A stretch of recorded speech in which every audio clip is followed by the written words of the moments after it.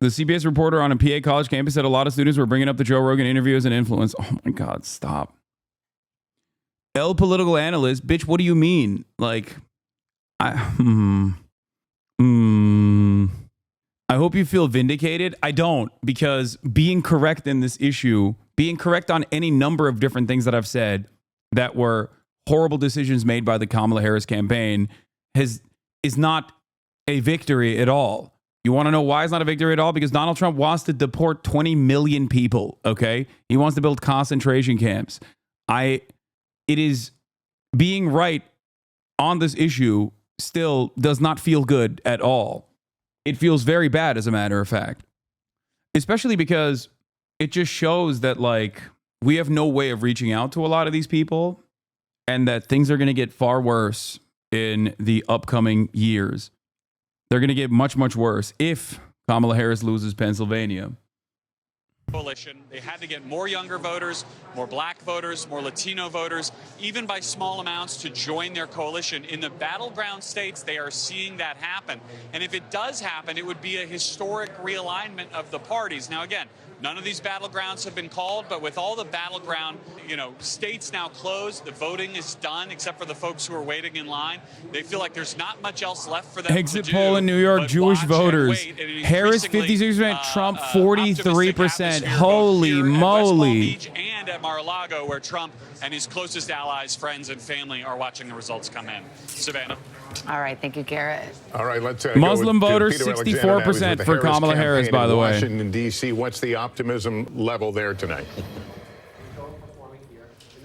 Well, I think there's certainly a level of anxiety, at least according to some of the Harris allies with whom I've been speaking to over the course of the last hour or so. One ally telling me that, just look at the state of North Carolina, Josh Stein, the Democrat, winning his effort to become the state's governor. That we were able to project a while back, but obviously not the same for Kamala Harris, at least not yet. That indicates that there's clearly some split ticket voters there. Some folks who will be voting for Josh Stein as governor, but then Donald Trump as president. Otherwise, we would have a projection already in that state right now. They say that is an indicator that gives some anxiety right now going forward that North Carolina may not be a state that they're able to win. If that happens, and these are all ifs, it's all very early here, that does again shrink their path to victory to 270. They really are relying heavily on those blue wall states right now. And one of those key states, obviously, is Pennsylvania, the biggest prize of them all with 19 electoral votes. I spent many of the last several days up there, and I was in the urban centers where the Harris campaign put a lot of its energy, including in Philadelphia, and particularly in places like Philadelphia, where they were sending buses. Needle is up there, going knock on firmly doors in to the Trump swell the camp. number. They're really Firmly. relying on big numbers in places Firmly like in the Trump Philadelphia camp. and the collar counties that surround it. They need to run up the numbers among some 295 electoral college estimate. Trump particular, popular the vote suburbs estimate more is now at broadly plus right now and in 0.04. Philadelphia. So that's where a lot of them are hanging their hat, at least according to the allies I'm speaking to right now. Do you We're think gonna keep racism close and eye on misogyny that are a big as this factor night in this progresses. election? All right, Racism Peter and Alexander, misogyny in thanks the very United much. States I of think we're- America is a big factor in every election. Kamala Harris is a black woman. Everybody knows that. That was always going to be something that, obviously dumb racist misogynist people were going to pay attention to and discount her for. You work within your benefits, you work within the advantages you have, and you work against your disadvantages. That's just how campaigns work, okay? You can't magically change Kamala Harris into a white man. And you shouldn't say, I don't want this person to run because they're a black woman or a black man or not white, okay? You shouldn't say that. But the way you outcompete that is by making a case, making an argument that you're going to help people, okay? Trying to rely on suburban white women to come to your favor, to come to your side by hugging and kissing Liz Cheney is not the way to do that. You're actually so sped. Oh, great. So much of this is going to happen. Well, at least we got Hogs back in the building. That's cool. Same story we just talked about in Florida. And this is the difference. Again, I go back. The Republican Party for the last 4 years has been much more aggressive. Don't even let them cope like this. The campaign was shit and didn't address any of the important topics that people actually cared about, and sometimes did the opposite. I know. Massive voter registration campaigns for the last 3 years, and it has padded them. It's what Texas. Look, Republicans got stronger in Texas. I mean, that Latino vote in Texas, when you've got over 60% Latino men moving in Texas towards the Republicans, that's realignment. That is realignment that's happening. And I think we have another Senate call to make now. It's funny to see Democrats like after running, like I fear that Democrats are going to run the most racist campaign you've ever done seen after this realignment. And there's against Larry Hogan, former governor, difference 171,000 votes there. I'm worried. So here's the Senate at this hour. The Republicans have picked up 1 seat. They need to pick up 2 to take control. Quick of the recap of how you're Senate. feeling. And I one's hanging in am the not balance right now in confident. terms of I am now going to Ohio, be Sherrod tuning Brown in the into fight for his the political Canadian career in broadcaster. Ohio. We've got Michigan we're watching. Alyssa Slotkin trying to hold on to that seat after. I'm going to be tuning into the Canadian broadcaster right now to do a Zoom meeting with them. Okay. I'm going to launch this meeting. Hopefully it'll work. Why is it not working? Hello. Join from the browser. This meeting link is invalid. Okay. Meeting link is invalid. It is not working. That's not good. With the guns out? Yeah, with the guns out, baby. You already know. Okay. Well, we'll continue while I wait for that. Oh, my Lord. Oh, my Lord. At least we can still watch Hasanabi while the country burns. Move to Canada if you hate the hogs, lol. Well, the irony is Canada is also infested with hogs. So there's that problem too. Hogs are impossible to avoid, okay? Hogs are like the top of the hour ad break. Impossible to avoid unless you subscribe for $6 or for free with a Twitch Prime or by getting gifted a sub. The needle is now officially at 79% projecting a Trump victory. Holy Twitch Prime is free. I'm not running a 3-minute ad break at the top of the hour, but you can still subscribe if you'd like to. It's getting worse. It's getting worse, and it's getting worse and worse. Leftists need to organize them fast. I mean, you never stop organizing, win or lose. It doesn't matter. That doesn't change the reality. Are we cooked? I mean, is the country cooked? Yes. But the country was cooked, as I said, time and time again. Whether Kamala Harris wins or loses, the country is cooked. It's just a matter of how much worse it is going to get. With Donald Trump, it is definitely slated to get significantly worse. Not just this country that's cooked, though. Many other countries are cooked as well. Is Austin coming on too? Austin has not replied. Not if Chuck Schumer passes the anti-Semitism bill gets passed through Mississippi, we might not be able to legally watch you. There's also that too. Aren't these already projected red? The Democrats made gains here. The issue is Pennsylvania. Pennsylvania. If Pennsylvania, Kamala Harris doesn't win Pennsylvania, it's over. The race is over. It's done. Trump's a little bit short of that number. That was a bad number for him, and he's a little bit short of it now. But this is the thing to look for. With all of this remaining election day vote still to be counted, is Trump, is that, we just saw this happen in Lackawanna County. Is that going to happen in Cumberland County? Is Trump going to gain enough that he hits that number and surpasses that 2020 number? This is a kind of place where his campaign needs to win back ground that they lost in 2020. This is a big part of why, or a significant part of why Trump lost Pennsylvania in 2020. So we're going to follow that as it continues to come in. And I can also note Butler County. This is red. Obviously, it was heavily in the news this summer with that Trump rally. Believe it or not, Butler County in the Trump era, which started in 2016, while it's still deeply red, has actually gotten less red. This has been a bit of a growth area, suburbs right outside Pittsburgh, some rural areas too. The Democrats actually, I'll just show you, put it up on the screen here. This was actually a bit disappointing for Trump in 2020. Just go back here and you take a look. He won it by 37 points in 2016, only 32 in 2020. This is a place where Democrats would like to make more gains. Right now, it's basically exactly where it landed in 2020. And again, there's not a ton, but there's more of that same-day vote to come. And this is, again, the kind of place where the Trump campaign's goal coming into tonight would be to stop those losses. There's no pathway to 270 votes for Kamala Harris without Pennsylvania. It's the most populous out of all of the electoral colleges, out of all of the electoral college swing states. And it's the one that she absolutely needs, including Michigan and Wisconsin. If she wins Pennsylvania, the likelihood that she wins Michigan and Wisconsin is higher. I'm calling it adjournmentum for additional analysis now. Did it look this bad in 2020 for Biden at this time, or was it significantly better? I don't remember, but 2020 was a little different because there was heavy early voting. I'm waiting for CBC to send me a new link because the Zoom link that they sent me is broken.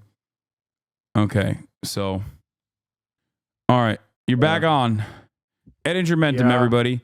So I just want to let you know quick that like I might have to abruptly end the call because I have I'm supposed to be zooming into the Canadian broadcaster in a little it's all bit. good. And Yeah. oh shit, they actually did send me a new link. Hold on. Just give us a quick update on what you think is happening Yeah, in terms of the polling broadly was right. The shit pollsters that were hurting seemed to kind of get things right. The higher quality ones that did really well in 2022 seems to have overclocked Kamala a bit. The path here is really like the shitty, narrow Joe Biden 270 path. It's hypothetically possible that she could get through the blue wall through Wisconsin, Michigan, Pennsylvania. All those states are still rated as toss-ups by the New York Times. They should be correlated with each other. These are not toss-ups that lean Which towards ministers, her, which I officials think. I are think doing what work? Michigan, they have Michigan is wrong state. My browser f***ed up. oh shit. Okay. I have to run really quickly Yeah, because yeah. they're ready for me, the Canadian broadcaster, but I'm gonna call you back in a second, okay? For sure. All right. Yeah. Okay, what is going on here? Beneficial part of a future Trump administration oh, should Donald wait. Trump win. That relationship has been Hello, can you hear me? maintained with an eye towards the future. Hi, Hello? Hassan. This is Gabby over in radio. Just double checking that you can hear me. Yeah, I can hear you. Yeah. No problem. Hello. I do that. Foreign I'm muting the desktop audio real quick so you don't. I'm muting the desktop audio. I'm muting them so that you don't hear them. Hani şu anda konuşamam. Canadian Broadcast ile konuşuyorum. Ne var? Yok, aç kapıyı, al kayı, ne olur. phone call was like two old friends, really very cordial. And we know the relationship has been mercurial. So some of that relationship building is really something that I think people around Justin Trudeau will be leaning on and trying to, They want me do to a count lot for them. Okay. 1, 2, And on 3, the other 4, side, 5, the 6, same 7, kind of 8, efforts are 9. going into developing We appreciate you relationships with counting. Thank you so much. We'll come to you shortly. Those Okay, efforts thank have been you. made. And of course, those two have been in the room together before, and I've spoken to Canadian officials. I told them that I'm live in front of 300,000 people. Somebody who really wants to get down to business, really wants to get things done. In that case, there is more of a sense that there are shared values there. They know she's very concerned about issues like labor rights and the environment, things that matter a lot to Justin Trudeau. They wanted me to But count at the same so time, that I they could. appreciate that there could be pressure there going forward. I know when they attempted to, build more of these relationships and have more meetings with the Biden administration, the incoming Biden administration last time around, though they were told that there just wasn't an interest in having conversations with foreign government, that the transitional period was not the time to do that. Whoever wins, though, I think, and we have to be honest, particularly if it is Donald Trump, you will see Canadian officials, perhaps it will happen quietly, a lot more of them heading to the United States. This work has been going on for months, this Team Canada approach that was really built during the first Trump administration, but there will be more leaning in as the results are known.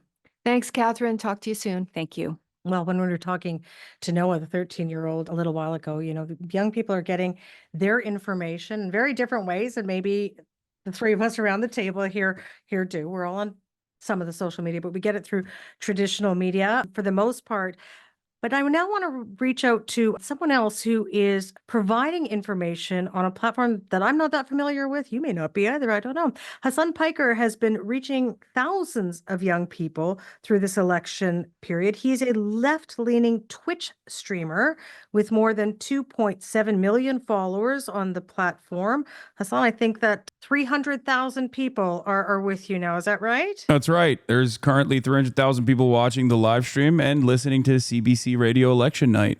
Well, hello to all of you. Glad to have you with us, and you as well. Hasan, it's a broad group of people, but what are you and your followers watching most closely tonight? I am locked in on the blue wall, specifically Pennsylvania, Michigan, and Wisconsin tonight. That is what I've been paying close attention to this entire time. I think the race is going to hinge on that. For the Canadians out there who don't know, we have a very weird system called the Electoral College. It's quite undemocratic, as a matter of fact. And these are the three states that Kamala Harris must win in order to secure a victory in the general election. She has to win these states to go over the 270 barrier. You are reaching tens of thousands of young people. So a lot of Gen Z, or Gen Z, as we say up here in Canada, Gen Alpha. These are groups that politicians of all stripes are trying to get to listen to them, trying to reach. What do you think politicians are missing in their efforts to reach young people? I think politicians everywhere, specifically in the Western world, are not really addressing a lot of the material inequalities and the harms that the younger generations are facing. I think that I speak for a lot of people when I say that if you're under the age of 35, the likelihood that you will retire at a reasonable age has become basically a dream. It's not going to happen. The likelihood that you'll ever own a home is seemingly also impossible. And I think that there's a major crisis there that no one seems to want to address. So in the absence of that, I think a lot of reactionary sentiment reaches to these vulnerable young men in particular and causes them to choose a right-wing slant. And we're kind of seeing that right now in at least the exit polls coming out of Michigan, where the majority of the young male voters in the state of Michigan are saying that they're actually in favor of Donald Trump in the 18 to 35 demographic. This is really dangerous for the future of not only this country, but for most other countries as well. And Hasan, I introduced you as a left-leaning Twitch streamer. So I only say that because I want to ask you this question: is what are the issues, the people you're hearing from on your stream? What are the issues that they care a lot about? Yeah, can you hear me well, by the way? I might have changed my microphone. I can. I think you just switched over microphones. You sound great. I did. Okay, so the question was, what are the issues that what are you young hearing people from the people who follow you in terms of issues that they care about? I would say that obviously abortion rights are a major problem here in the country. Our Supreme Court overturned Roe v. Wade and abortion protections that we all took for granted. And beyond that, I think another very important issue is America's foreign policy, specifically as it pertains to Israel and Palestine. A lot of young people do care about that quite a bit. But outside of that, in terms of domestic issues, I think that healthcare is a major problem here in this country. Young people face the exact same problems that older generations face in terms of access to medical care. There's a massive divide in terms of like rural healthcare, for example. We have a lot of hospital closures happening in rural areas. And beyond that, we obviously still have an insane thing called medical debt in this country. And I think that's all because of private interests. And this is something that young people definitely care about. We have a crisis in terms of inflation. We have an affordability crisis, and more importantly than anything else, housing is a major problem. All right, Hasan, we'll have to leave it there. Appreciate you so much for taking part in this tonight. All right, thank you for having me. That's Hasan Piker, a left-leaning Twitch streamer with 300,000 people watching that Twitch stream. You ever been on Twitch? I'm still in here, but I'm muted Answer now. that question. Well, I wouldn't even know how to go on Rob Russo. No. All right, I'm out. They ended it. That was short, awkward. I mean, yeah. Thank you, Hasan, for doing this for my country. Yeah, I try my best. All right, let's get back to the devastating consequences of running an objectively bad campaign. It wasn't awkward at all. I don't think it was awkward. I think chatters will consider it to be awkward because, you just have to be short, clear, concise. Mic swap back, you're quiet. What do you mean? No, this is the microphone I was using. Oh no, did that thing happen where my microphone is now quieter than it was before? Oh no. I wonder if volume went down when you switched. Fuck. That literally is that's okay. I brought it up. I brought the gain up. Hopefully it'll fix itself. All right. No, they're lying. I don't think anything changed. I think I'm looking at the audio levels. It is changing. So here it is. The Biden headwind hurting Harris tonight. Biden's approval rating 38.5%. Disapproval 56.3%. Seems to me like maybe she should have separated herself further from Joseph Robinette Brandon, the person that she replaced. The person that she replaced, remember, there was such a major problem. There was such a major issue originally with Biden that Biden had to unceremoniously drop out and have Kamala Harris replace Windows sound suppression when joining calls. Yeah, I think that's what happened. Anyway, it doesn't matter. You signed it tinny at first, but then switched and was all good. Appreciate you not mincing word. A lot of issues are shared between the countries. They had to get rid of you after you mentioned Palestine? No. Michigan is leading Trump now. I mean, if Pennsylvania is gone, then Michigan is gone too. I would doubt a system where like she ends up. I doubt that she loses Pennsylvania and then keeps Michigan as well. CBC is very anti-Palestine. Okay, well, who knows? PA 3.1 to 2.8 are now. Kamala lost his election when she said she wouldn't have changed a single thing over the last 4 years. Georgia called for Trump. Decision Desk is projecting a Donald J. Trump victory in Georgia. Georgia had 3 million early votes. I expect to flip. I don't know about that. All right, let's do it. Let's bring in Edinger Mentum real quick. Let's call him back up. Now that I talked to the communist nation of Canada. Hello, I'm back from my brief stint with the communist territories of Canada. Yeah. I don't let me check what Georgia is, but the story here is very simple in Georgia, and it's you can say everybody say hello to Bobby in the background. That's my dog. She's a sweetheart. But what happened in Georgia is very similar to 2022 with the Warnock race, but in one direction. We see in the state that Trump made gains in the rural areas, like Herschel Walker did. Senator Warnock managed to survive those gains by outperforming Biden in the entire metro area, both the suburbs and the inner city, by mid-single, high single digits. That was enough to get him to a 3-point win in the runoff. Kamala Harris, her margins in the metro area would have been enough for her to carry the state if she did not lose ground in the rural Georgia, if she did not lose ground across the state other than Atlanta.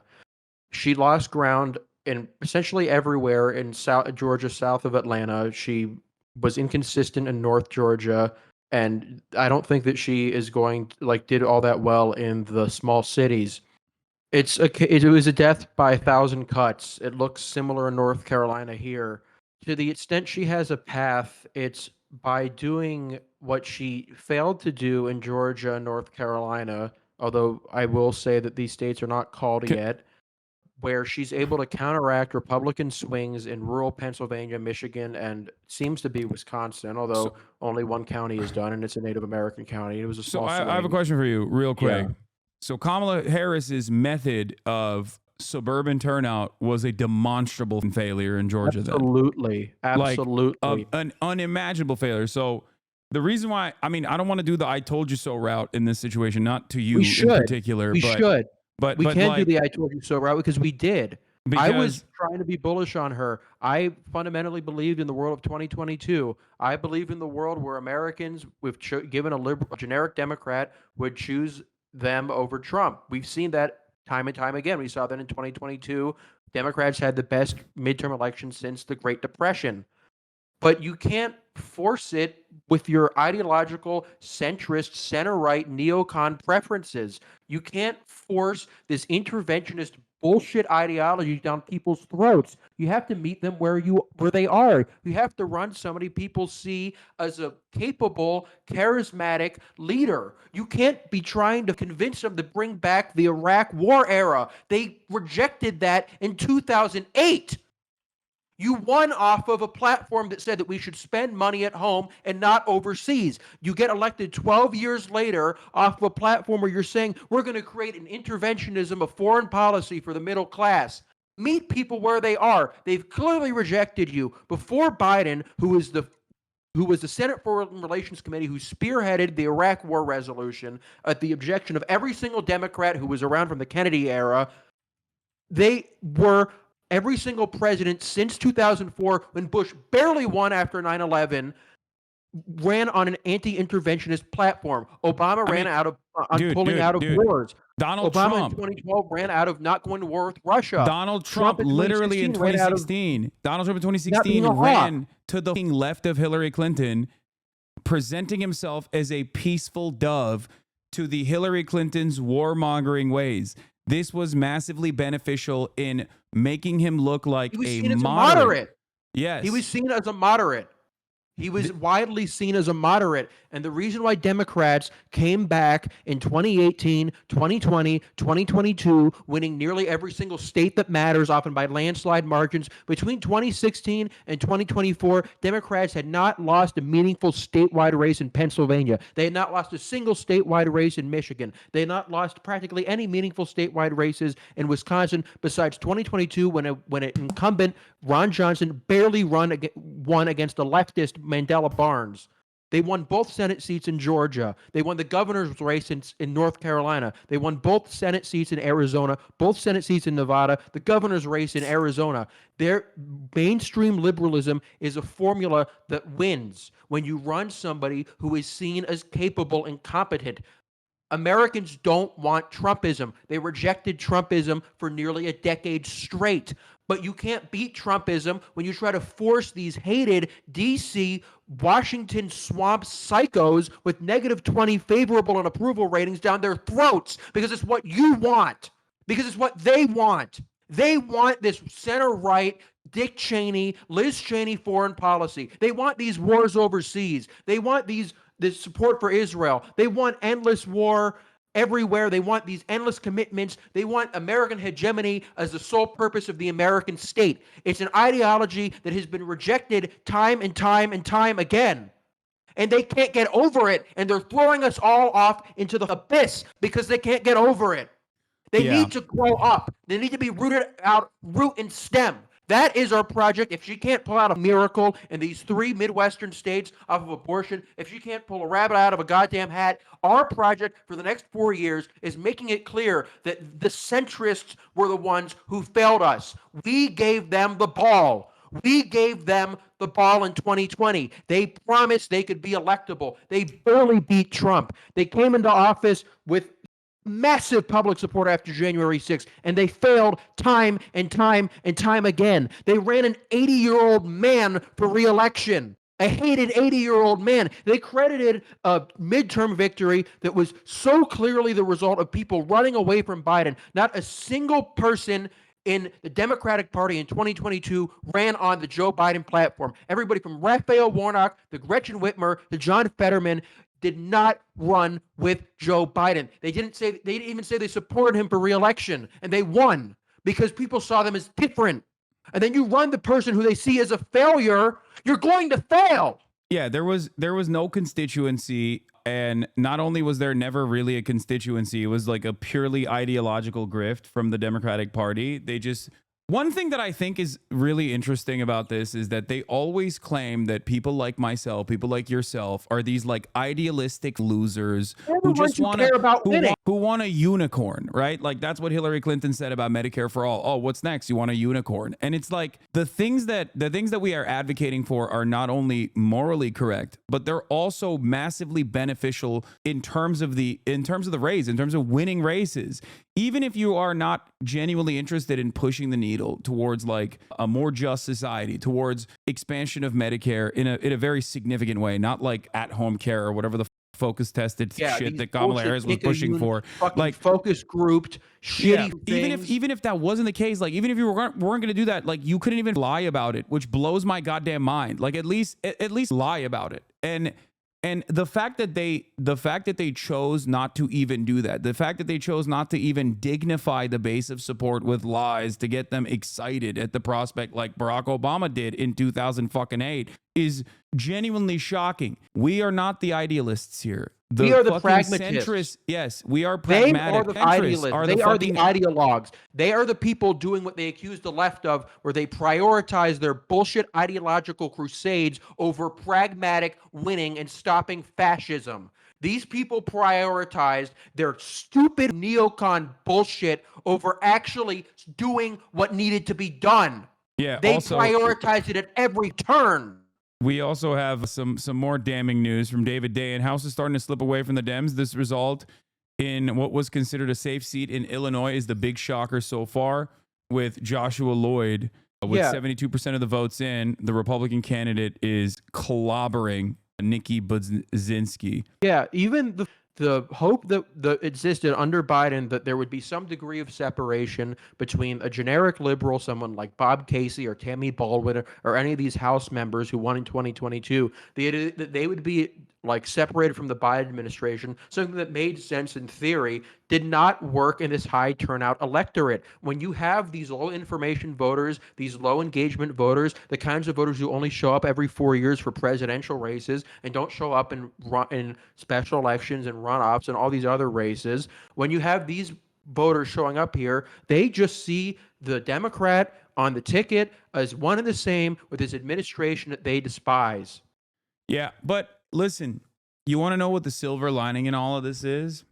Kamala Harris wanted to appoint a Republican to her cabinet, and honestly, now it's going to be all Republicans, and it seems like Democrats love that shit. So yeah, that's they'll good. be fine. You're happy. You wanted Liz Cheney running the CIA. You're going to get more than enough of that. Yeah. The thing is with this, after 2016 was a legitimate upset. 2016 was something that was truly surprising. We didn't see it coming. Clinton was a very popular politician at some points in her career. She had the backing of this political machine that had won countless times. Trump was this person with minus 40% personal favorables. He was rejected by his party. Less than a month before the election, you had all these establishment figures who were telling him to drop out of the race. It was a legitimate question as to why he won. There were legitimate things Democrats needed to do. There wasn't a clear path forward because the party had been losing under Obama since 2010. They got blown out in 2010. They got blown out in 2014. They got killed in all these races leading up to 2016. What we have now, we have a party that is Baczynski largely, is up, by the way. Sorry to cut you off, but that was error in reporting, data entry error. Baczynski's actually up. Yeah, but the thing is, the difference between this and 2016 And she won. is that after 2016, reasonable people could disagree on what the proper path forward is. Centrists had a legitimate case that they had a perfectly viable, even the most viable ideology electorally, and that they had just been they just happened to run this person who was corrupt and personally unpopular, and it them. They run Biden. It doesn't make any sense. Biden, Kamala Harris would not be the presidential candidate right now if Joseph Robinette Brandon was not so unimaginably unpopular that he had to do the unceremonious, unique thing of dropping the out. Why the would you spend any of your truncated campaign running towards the unpopular person? Why would you keep that unpopular person? Why would you keep his campaign?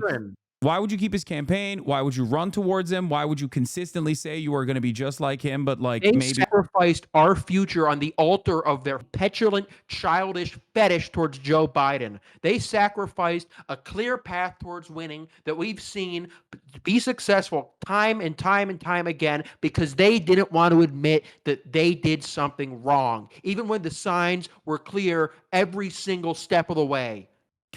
They were children. They were childish. They chose their feelings over what could have been done to easily be successful. People don't like Donald Trump. They've never liked Donald Trump. There's not been a single moment of this man's career that he has ever had personal positive favorability. That has never been the case for any national politician of his length of his career before. But he's probably going to be a two-term president because they insist on their ideological centrist bullshit. There's still people in the chat going, bro, shut the up. Joe beat Trump when no one else could in 2020. 42,000 votes, by the way. 4.5 during COVID. 42,000 votes over Donald Trump, who got COVID literally a week before, like the Comey letter. When COVID was like the top of mind, number one priority, Donald Trump literally got COVID right before the election. Like he beat him by 40,000 votes. He beat him by 42,000 votes. During a generational public health crisis. Yeah, no, it is unimaginably infuriating to watch the Democrats throw so consistently and so aggressively. And I know for a fact tomorrow's headlines are going to be that like those stinky Muslim Arabs didn't vote for the Democratic Party. Are you happy now? How many of you voted for Jill Stein or whatever? She's getting the fuck? less than 1%. Yeah.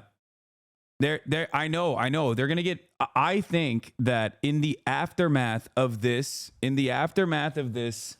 like depolarization of racial boundaries, Democrats are going to run an increasingly more racist campaign than the one that they ran this time around. If they don't get their act in order, if they continue along the same trajectory, they will somehow, in the eve of the Republican Party's collapse, literally offer them permanent victory.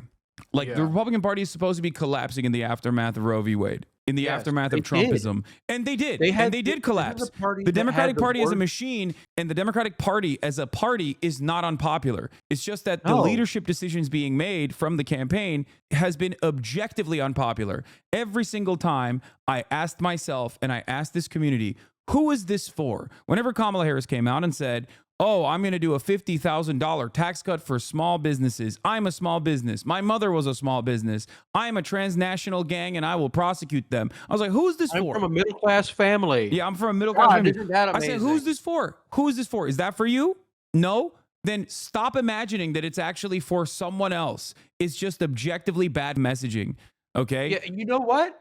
We saw politicians in this race who were unconnected from the Biden administration. We have Ruben Gallego running against Kerry Lake, who's essentially a Trump clone. He's up by 7 points. We're probably going to see Jackie Rosen in Nevada win. She's not even a leftist. She's a Zionist. She's insanely Zionist. We have Sherrod Brown in Ohio, who's outrunning her by God knows how much. We have, like, even the shitty CIA politician who's running for Senate in Michigan is outrunning her.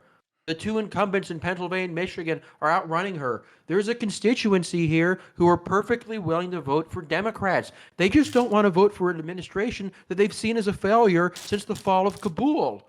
And like people like Hillary, they'll crucify me for saying this, but like I don't entirely blame them. I get it.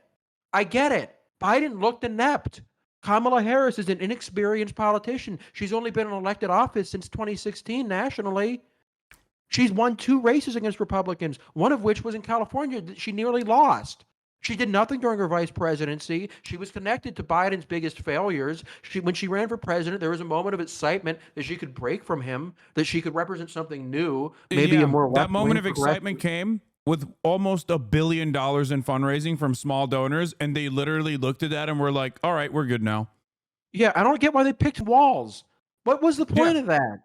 Why'd you do that? Exactly. Remember when the vice presidential debate was happening, or even leading up to that, when they objectively moved to a attack to the center, attack to the right strategy, as they always do, I said, why the fuck didn't you pick Josh Shapiro? He would have been better. He would have been better than Tim Walz. If you were going to go to the center, then yeah, go with the conservative governor from the state of Pennsylvania. You get a 2-point bump regardless, because he's the governor of the state that you have to win. And on top of that, consistent. He loves Israel. He was a former IDF member. He loves charter schools. Yeah. He's not like he doesn't have any. More importantly, he would have been a better communicator. He could have done the Barack Obama thing that he does all the time, and he would have been a better communicator of like the tepid neoliberalism of Kamala Harris.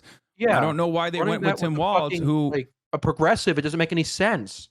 Yes, of course I said Walz was good. Chatters, you're not understanding what I'm saying. Walz is a fucking gem. Are you stupid? Tim Walz, if he was at the top of the ticket right now, this would not even be a conversation that we're having.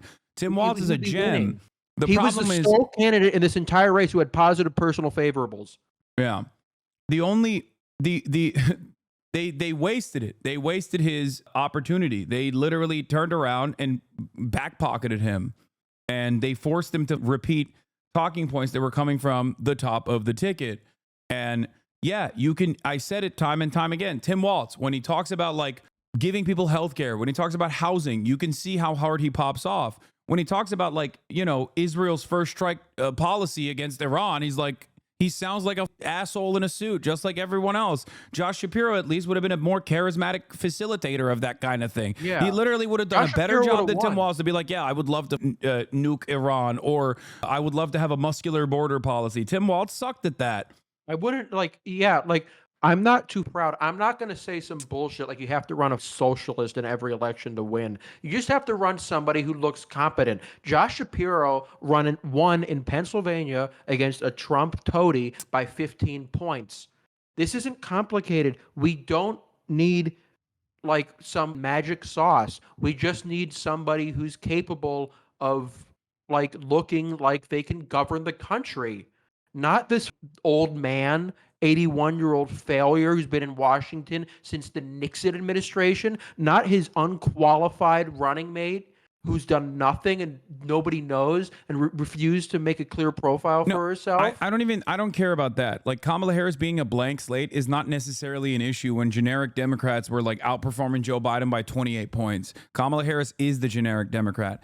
The problem is, but as a generic Democrat, she had a blank slate. She had a blank slate, and instead of messaging specifically communicating a direct fissure between her and the administration that she was a part of, whether it be on Gaza or even on immigration, or even like expanding on the former accomplishments of the prior administration and saying we've done a lot, but we have so much more to do, and this is what I'm going to do, and talk about like expanding Medicare or something.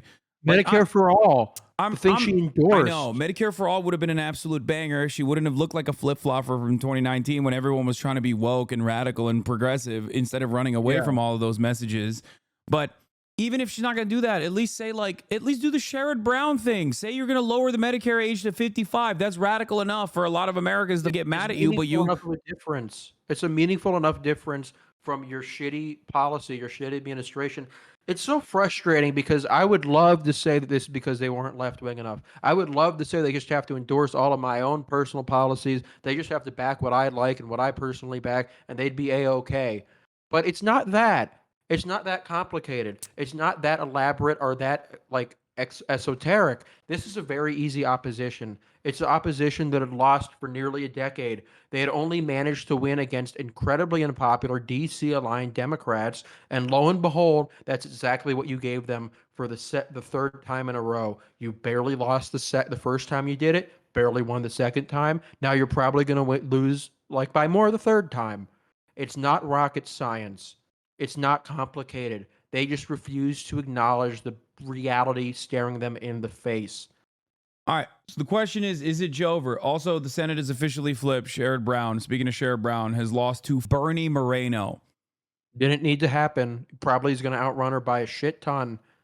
Bernie Moreno, dude. Bernie Moreno. Car dealer who's done every form of fraud on planet Earth. And also a closeted gay man. Yes, I said DL Moreno. Yeah. DL Vance. Yeah, he is a closeted gay man who was like super pro gay rights, and then immediately, as soon as he flipped over to the Republican side, became like an anti-trans nutter. Okay, straight up, like there is mountains of opposition research on this motherfucker, and he wasn't even like the best slated to win the seat from the Ohio primaries. They just He was the worst performing candidate in the Ohio primaries. He was losing the entire way through. He was losing when Biden was in the race. I mean, like, certainly the polling was probably wrong there. It was probably the case that the polls were only reaching a group of voters who are more likely to be ticket splitters, and they missed the low information voters who only turn out during presidential races, who only vote party line. That was what happened in 2020 to a degree, although it didn't cost them everything. It very nearly did. So polling has a bit of an issue here. Polling really did show this degree of Democratic strength against Kamala that either wasn't the case or that the candidate at the top of the ballot being connected to the administration just fucked them up. The question now at this point is if Baldwin and Casey can win. That's not a guarantee. And we need them at this point it's are Democrats in a position to maybe possibly win back the Senate in 2026? Because if Kamala can't pull a rabbit out of the hat here, Trump is gonna if he wins, he's gonna have the Senate. He's gonna be able to replace Alito and Thomas with his own people. The contradictions have been completely heightened here. There is no possibility of a traditional reform through the system. We're not going to be able to just bide our time and win every election for the next 10 years and hope things fall into place. We're going to need radical court reform if there's going to be anything done. We're going to need some really, really a huge reform of the DNC that's put together so they can actually appeal to people instead of trying to prioritize their Cheneyite crusades over everything else that's going on. I hope that I wish there could be a middle ground. I really did. I thought there maybe could be a middle ground, but there just wasn't. Yeah. But it's Nate nothing we Cohn, don't for the already first time know. tonight, Nate Cohn says, for the first time tonight, we consider Trump likely to win the presidency. He's an advantage in each Pennsylvania, Michigan, and Wisconsin to win. Harris would need to sweep all three. There's still a lot of vote left, but in the voting so far, Trump is narrowly but discernibly ahead. Yeah, I think that's fair. Yeah, like Shai is saying, she's just underrunning Biden across the board, no matter the demographic. It's a shift away from her. There are some demographics where this is more pronounced.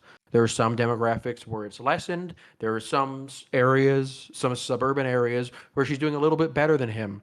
But the general story is this is an unpopular administration.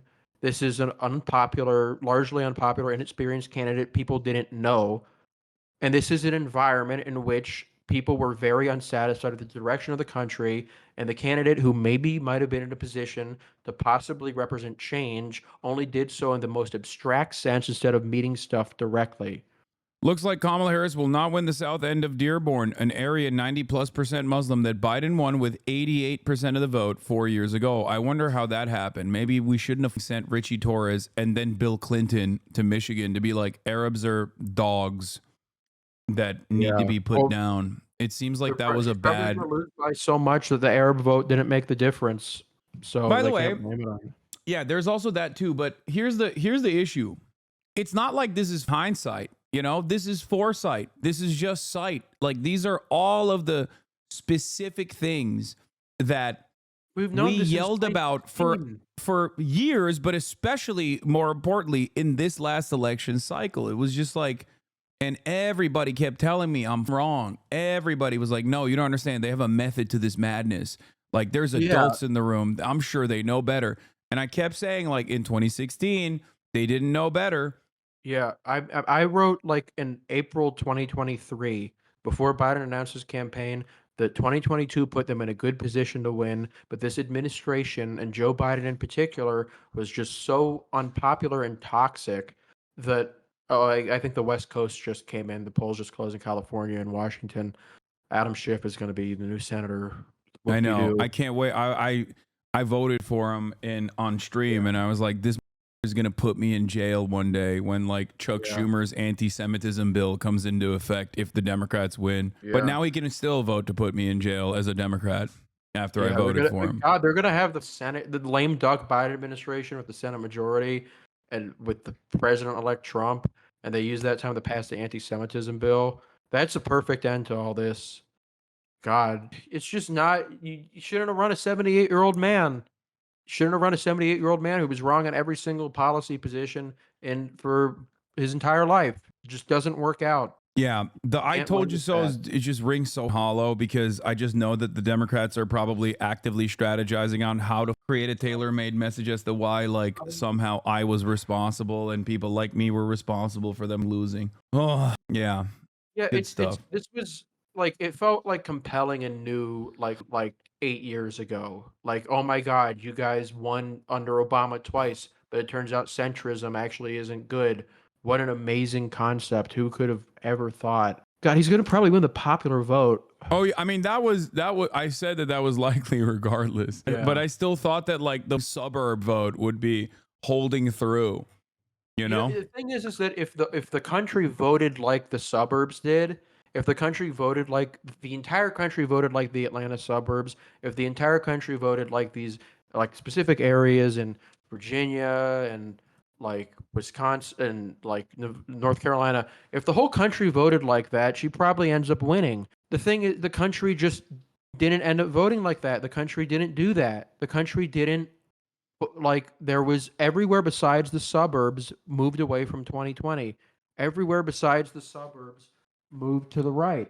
The rural areas, the urban areas, New York, everything from New York City to like rural Indiana and Kentucky, like, moved to the right. And if you're not putting up like massive margins that like and it counteract that, which she didn't do, you're not going to win. You can't win. You can't win with that. And now we're probably in a situation where Trump's going to win all the 7 swing states. Polly Market was right. Like, God, the polling was right. Guess we can go forward like worshiping Atlas Intel. Okay, I don't give a about the pollsters and how correct they were. I I don't care that they were correct in their analysis, because regardless of what they were saying, there's still a likelihood that they also predicted that this was a close enough race where Kamala Harris could still win the Electoral College. And I think right that's now, it's just fair. looking increasingly less likely, directly as a consequence of like how horrible she's performing in the areas that she was supposed to be performing in. I don't think it's going to be able to make up with the mail-in voters. No, election day voters, whatever. Like it's death by 1,000 cuts. Like just looking at Georgia, she did like relatively okay in the Atlanta area, but just like you can't survive the rest of the entire state moving away from you by as much as it does. God, she's probably going to only win New Jersey by 7. Yeah, I saw something earlier. Oh, this is it. This is the one. Kamala Harris with 95% of precincts reporting is polling at 67.8% of the vote in New York City. If that holds, that would be the worst performance for a Democratic presidential candidate in the 5 boroughs since 1988. Like Kathy Hochul said, like, I'm the boss. I'm going to win all these seats. Yeah, it's like they looked at 2022. They looked at the worst performing aspects of 2022, which was New York. And they literally were like, let's nationalize that strategy. Let's tack to the center. Let's do the crime panic shit that was a demonstrable failure in New York in 2022 in the midterms. And let's just do that on a national campaign. This is why I always told my chat, Democrats do not learn lessons. They never learned the lesson from 2016. They never learned that lesson. There was a brief progressive momentum in the Trump administration because, like, obviously they were falling apart so disastrously, so spectacularly that, like, you know, there were a lot of victories, a lot of races that were secured by like the Justice Democrats or groups like that. But ultimately, this was very closely resembling a 2016 run in many respects, with not as an unpopular candidate with Kamala Harris. Like, at least she didn't have, you talked about Hillary Clinton's like electoral successes, but like at least she didn't have conspiracy theories and all of the other shit, all the other undesirable shit that was associated with the Clintons in general, or even NAFTA, right? Like, she didn't have any of that baggage. But even then, she still desperately tacked to Joe Biden over and over again. Yeah. It was like she was explicitly saying shit like, you know, the vice president can't break from the president. That's not what we can do. Why not? Why can't you break from the president? Nobody likes him. You're trying to win the election, aren't you? Maybe you're not. Maybe you don't give a fuck about that. Like, Jesus Christ. It's just like these imaginary rules they placed around themselves where it's like so impossible to ever imagine like doing anything meaningful to break from Biden, where while like everything else can be compromised on, anti-interventionism can be compromised. No. You can break from the president when you're Joe Biden and you're breaking in the right-wing direction. That's the only way that you can break. Chuck Todd blames Latinx for Democratic losses among Hispanics. Yeah, dude, that's right. There was not a single campaign message that had Latinx on it. Shut the Joe up, Biden dumbass. hasn't said Latinx since 2020. Yes, Joe Biden ended this woke shit, like, literally. He's 800 years old. He's barely stopping himself from saying slurs, okay? There was no identity politics anywhere in this campaign. Yeah, even she though never the media talked about how she would be the first woman president. They praised Kamala Harris for breaking from identity politics. I praise Kamala Harris for not doing that. It was smart. It was a smart thing to do. It was the consensus. This was the consensus. The consensus was that, like, this is a right-wing slant. They're doing it already. They're like, oh, the Democrats were too woke. That's why they lost. They need to be more fascist. Yeah, see, this is what I hate. And I wrote about this. I wrote 2 articles at the end of the election. I wrote an explanation for why Trump loses. I wrote an explanation for why Kamala loses, and I blamed it mostly on Biden. Every time there's a result, people always say shit like this. If Kamala won, they would have been saying shit like, oh, she won because she broke from wokeism and she was so smart to do that. But now that she loses, like it's because she was too woke. You can't win. You can't win. We did what you guys wanted to do since 2020. This is where it gets us. You're not that smart. Look, they're doing it. Open letter to Democrats. Spending 4 years defending trans issues was a huge loser. Oh my God. I'm going to lose my mind. They're so dumb. Everyone is so stupid. Defend it. No, the Democratic Party is literally the same as the Republican Party on this issue, where you know how the Republicans say, like, oh, what's the solution to gun violence? More guns, more of the same problem. The Democrats look at the problem where they do not actually have a competitive race, where they showcase any sort of polarization from the Republicans. They literally run towards the Republicans. They want to hug and kiss them. And then they turn around and go, you know what was the problem? We didn't go right enough. Yeah, that's the only conclusion they can come to. Like the shit, like saying, up to 2024, you had it so there was not a single Republican who ran on trans panic that did well. You had Andy Beshear in Kentucky who ran on saying that these Republicans are bullying the most popular children. governor in the country. Yeah, Andy Beshear, who they passed on, like, whatever. I don't even know what point I'm making there. But Andy Beshear in Kentucky, like, he said, they're bullying children. They're bullying children. That's what they're doing. And I'm not going to do that. I'm not playing your games. Tim Walz, very popular, also pro-trans. Yeah. It does not matter. The trans panic shit does not track. It doesn't fucking matter. All you're doing is exposing yourself when you talk about shit like this. All you're doing is exposing yourself as someone who really cares about it, okay? The Democrats did not run a pro-trans campaign. What the fuck are we talking about? They literally were beating the Republicans by 16 points. They made tweets saying that Trump was more pro-trans than them. Yeah, and they were still beating the Republicans by 16 points on that because the Republicans were constantly clobbering on the trans issues when no one gives a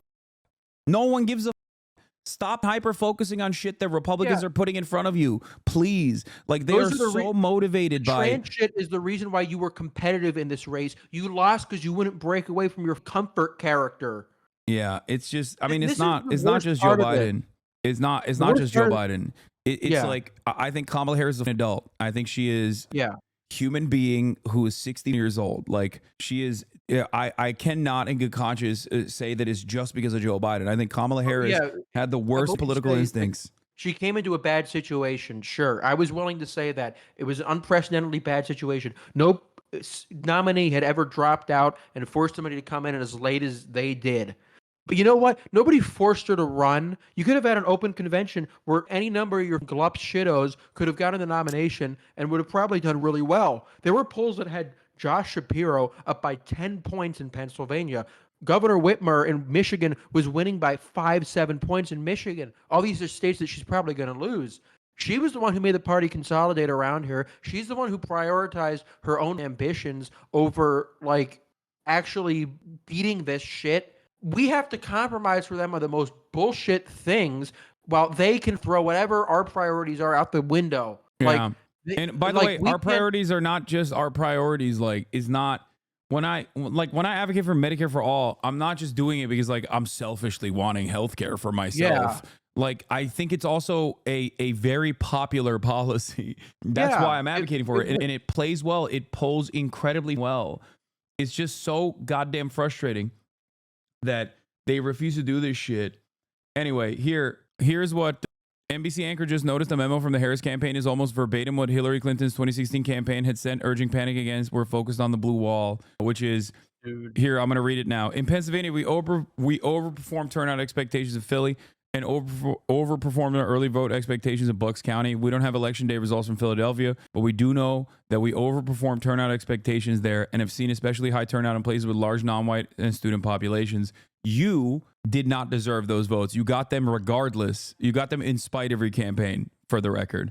Anyway, you got them because those people were anti-Trump and they wanted to punish Trump for abortion restrictions. Anyway, let's move on from that. But regardless. You want to know what? I'm going to go into some deep lore. You guys ever, like, any of you people who, like me, live in a swing state, one of these 7 states where they spend all their money, you guys probably saw some ads by a firm named Future Forward. This was the dominant ad, not just in the Democratic messaging world, but in the entire Democratic Party. What they said went as practically gospel for everything that they did. They had $600 million, largely from venture capitalist firms. And they were run by a firm named Blue Rose Politics, run by a man named David Shore. David Shore is somebody who, in early 2021, said he would rather live in a world where the global climate increased by 4 4 points Celsius than one where China was a global hegemon. He's a center-rightist, and his message to the entire party was that if they didn't do exactly what he said and brought back Clintonism, that they would lose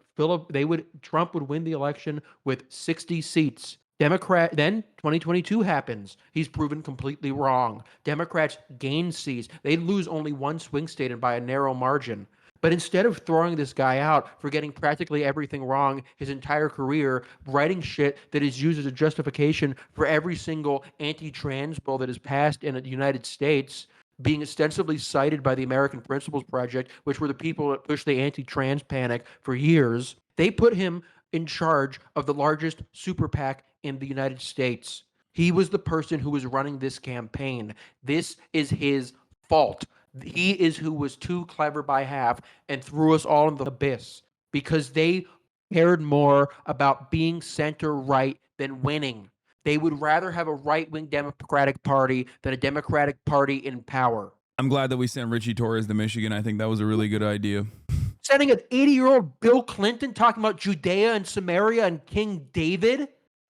No, you don't understand. That was a sound decision. These guys You are. know what they were doing with that? That was a totem because David Shore said, "Oh, you know what? I thought that being more left-wing was a really good idea back in 2012, but I eventually learned that all the Clinton people were actually right because they were anti-wokeness. They brought out this corpse that nobody likes, this serial rapist going around the country saying bullshit about Zionism and how evil Hamas is in the closest election in a generation because it was proof to the world that they were not like lefties.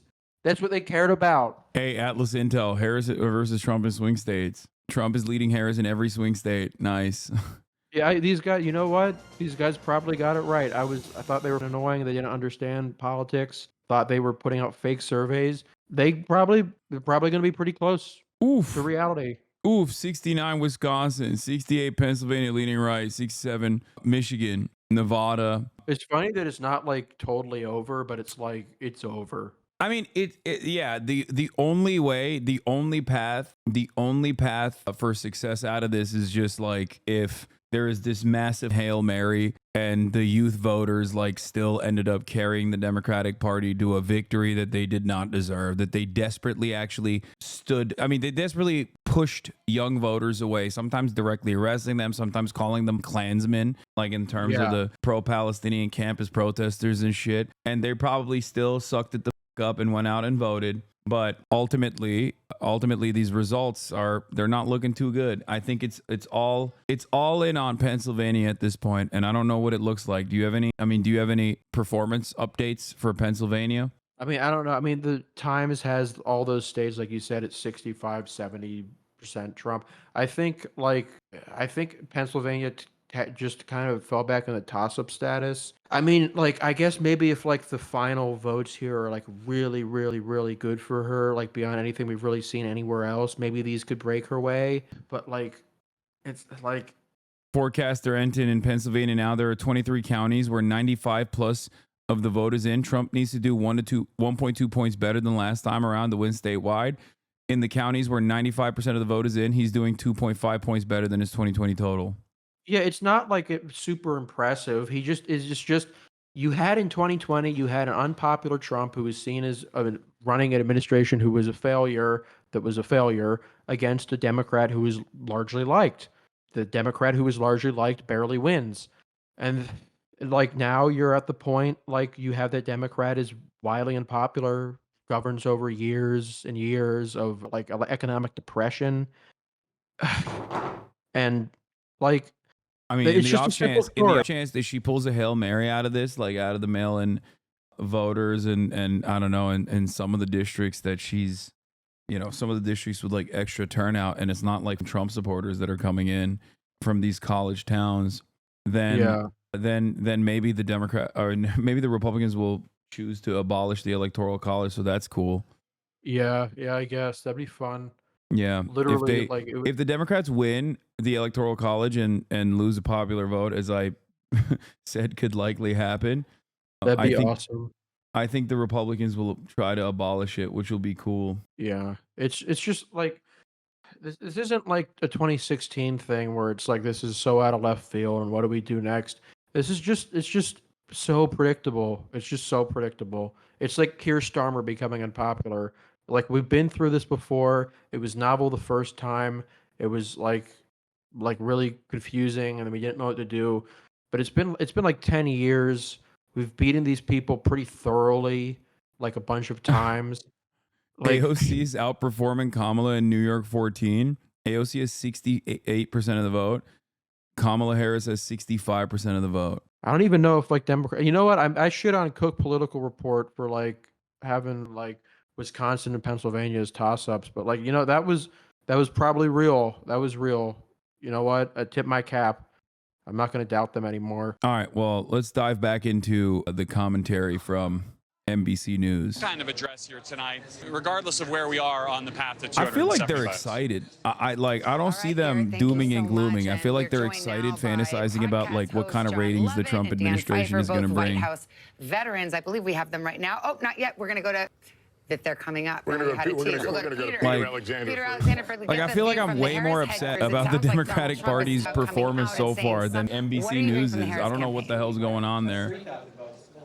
Yeah, well, I always defer to the Pod Save America guys. If they want to go, you'll let me know when they're ready. But we are waiting to hear, of course, from Kamala Harris at some point over the course of this evening. No indication when that would happen. Some early indications it might happen in the course of this hour. No confirmation on that at this time. We'll keep you posted as we know. I will tell you, though, in the course of the last 15 minutes, NBC News did obtain a memo that was sent out by the chair of the Harris campaign, Jen O'Malley Dillon, the woman who orchestrated Joe Biden's victory in 2020. This was sent to staff, and it gives you a sense of where they are heading into this evening. They expect nothing will be determined until late into the night, and certainly they say they're going to be at this again tomorrow. But as she notes in this memo again, she says that they have always said that the clearest path to 270 electoral votes lies through the blue wall states. And here's what she says specifically about Pennsylvania. She says that we overperformed turnout expectations in Philadelphia and overperformed in our early vote expectations in Bucks County, one of those key collar counties, those key suburbs of Philadelphia. She says we don't have election day results from Philadelphia, but we do know that we overperformed turnout expectations there and have seen especially high turnout in places with non-white and student populations. One thing they're keeping a close eye on right now. About Michigan particularly, they say the city of Detroit won't be reporting out until roughly midnight, but that they have seen strong turnout from early vote and election day voting in other parts of the state. And finally, in Wisconsin, where they're keeping a close eye on that blue wall, that they do not expect complete results from Wisconsin until tomorrow morning between 3 a.m. and 5 a.m. But the biggest takeaway perhaps from this memo is the sense that as the chips start falling, it appears that they are leaning heavily into the blue wall, which started and may be ending as their best path to victory here. In spite of some numbers that show they still have some ground to make up, there's still a lot of data out there. And that's where, at least according to her memo, which effectively said goodbye to the staff for the night, said we'll do it again late into the night and start again strong in the morning. That's where they are as this night heads toward midnight. All right, Peter, thank you. Now, without further ado, let's go to the hosts of Pod Save America, Democrats John Levitt and Dan Pfeiffer, both White House veterans. And Dan, I know you to be, and wonder what you're thinking about the numbers that you're seeing. You just heard what the Harris campaign is saying, but the vibe check is that this path is narrowing significantly and that it's blue wall or bust at this point for Kamala Harris. What was the point? Yeah, that seems right. And you look at the numbers, it's very clear that Trump is overperforming in rural counties, and Harris is overperforming in suburban counties. And what is going to be the deciding factor here is primarily going to be what is the turnout and the vote margins coming out of Milwaukee, Philadelphia, and Detroit. And if they are what we think they are, then she has a very clear, albeit narrow, but clear path to be the next president of the United States. John, let me ask you about what we've been observing. Young voters, particularly male voters, who seem to be breaking for Trump and, in fact, winning the youth vote, according to our exit polls. Does that surprise you? What's your take on that dynamic? That would be surprising. I think that's another reason to drink. But I do think that I think drinking it's alone, pretty John. early. I think that's fine. That's fine. I think it's pretty early to be drawing conclusions based on the exits and trying to figure out what happened with specific demographics. I think where we're at is this was always going to be close. It is close right now. I think there was some hope based on vibes that perhaps this wouldn't be as close based on some late polling and some late momentum and a terrible event at Madison Square Garden? Could we hope that maybe this night wouldn't be as long? And the answer is no. The polls largely were showing a very tight race, and that's what we're kind of living through. Dan, do you think it will ultimately come down to Pennsylvania? I mean, that certainly has been what's been telegraphed for all of these months. I mean, it is the essential state because if Georgia and North Carolina, she does not win, and there's still a lot of outstanding vote in Georgia. It's once again a narrow path. But if those do not end up in her column, there is no math without Pennsylvania. You can replace Wisconsin with Arizona. You can replace Michigan with Arizona and Wisconsin, but you need Pennsylvania, and so it will come down to Pennsylvania. All right, Dan Pfeiffer, John Levitt, thanks for your time. We'll talk to you soon. Thank you. And we have another call to make. I believe we're going to get a state of Washington presidential call. Let's see where we are. NBC News now projecting that Kamala Harris will win the 12 electoral votes in the state of Washington. Here's how it breaks down right now. A difference of about 472,000, 473,000 votes. In the road to 270, that leaves Harris with 165, 214. I stand by this. And it's going to come across as silly when I say this, but she should have 100% at least sent Tim Walz on Joe Rogan if she wasn't going to go on Joe Rogan. Sarah Fagan, a former aide to George W. Bush. Mike, first of all, give me your thoughts here. We've had no calls in battleground states so far. Is this a matter of viewing pieces through a microscope right now to try to understand where this is going? Well, it sounds that way from the Harris campaign, but I want to stick with the vibe comment that John Levitt just made, because I really do think that what we're seeing now is this coming to fruition, this vibe versus issues election that we've had. The Harris campaign really put on the vibes, the joy, and all of that. And I think the Trump campaign tried to stick to issues, immigration, inflation, instability around the world. And if you look at the exit polls that you all have been talking about today, you really see that Americans think that the country's on the wrong track. We think the economy, we were better off 4 years ago than we are today.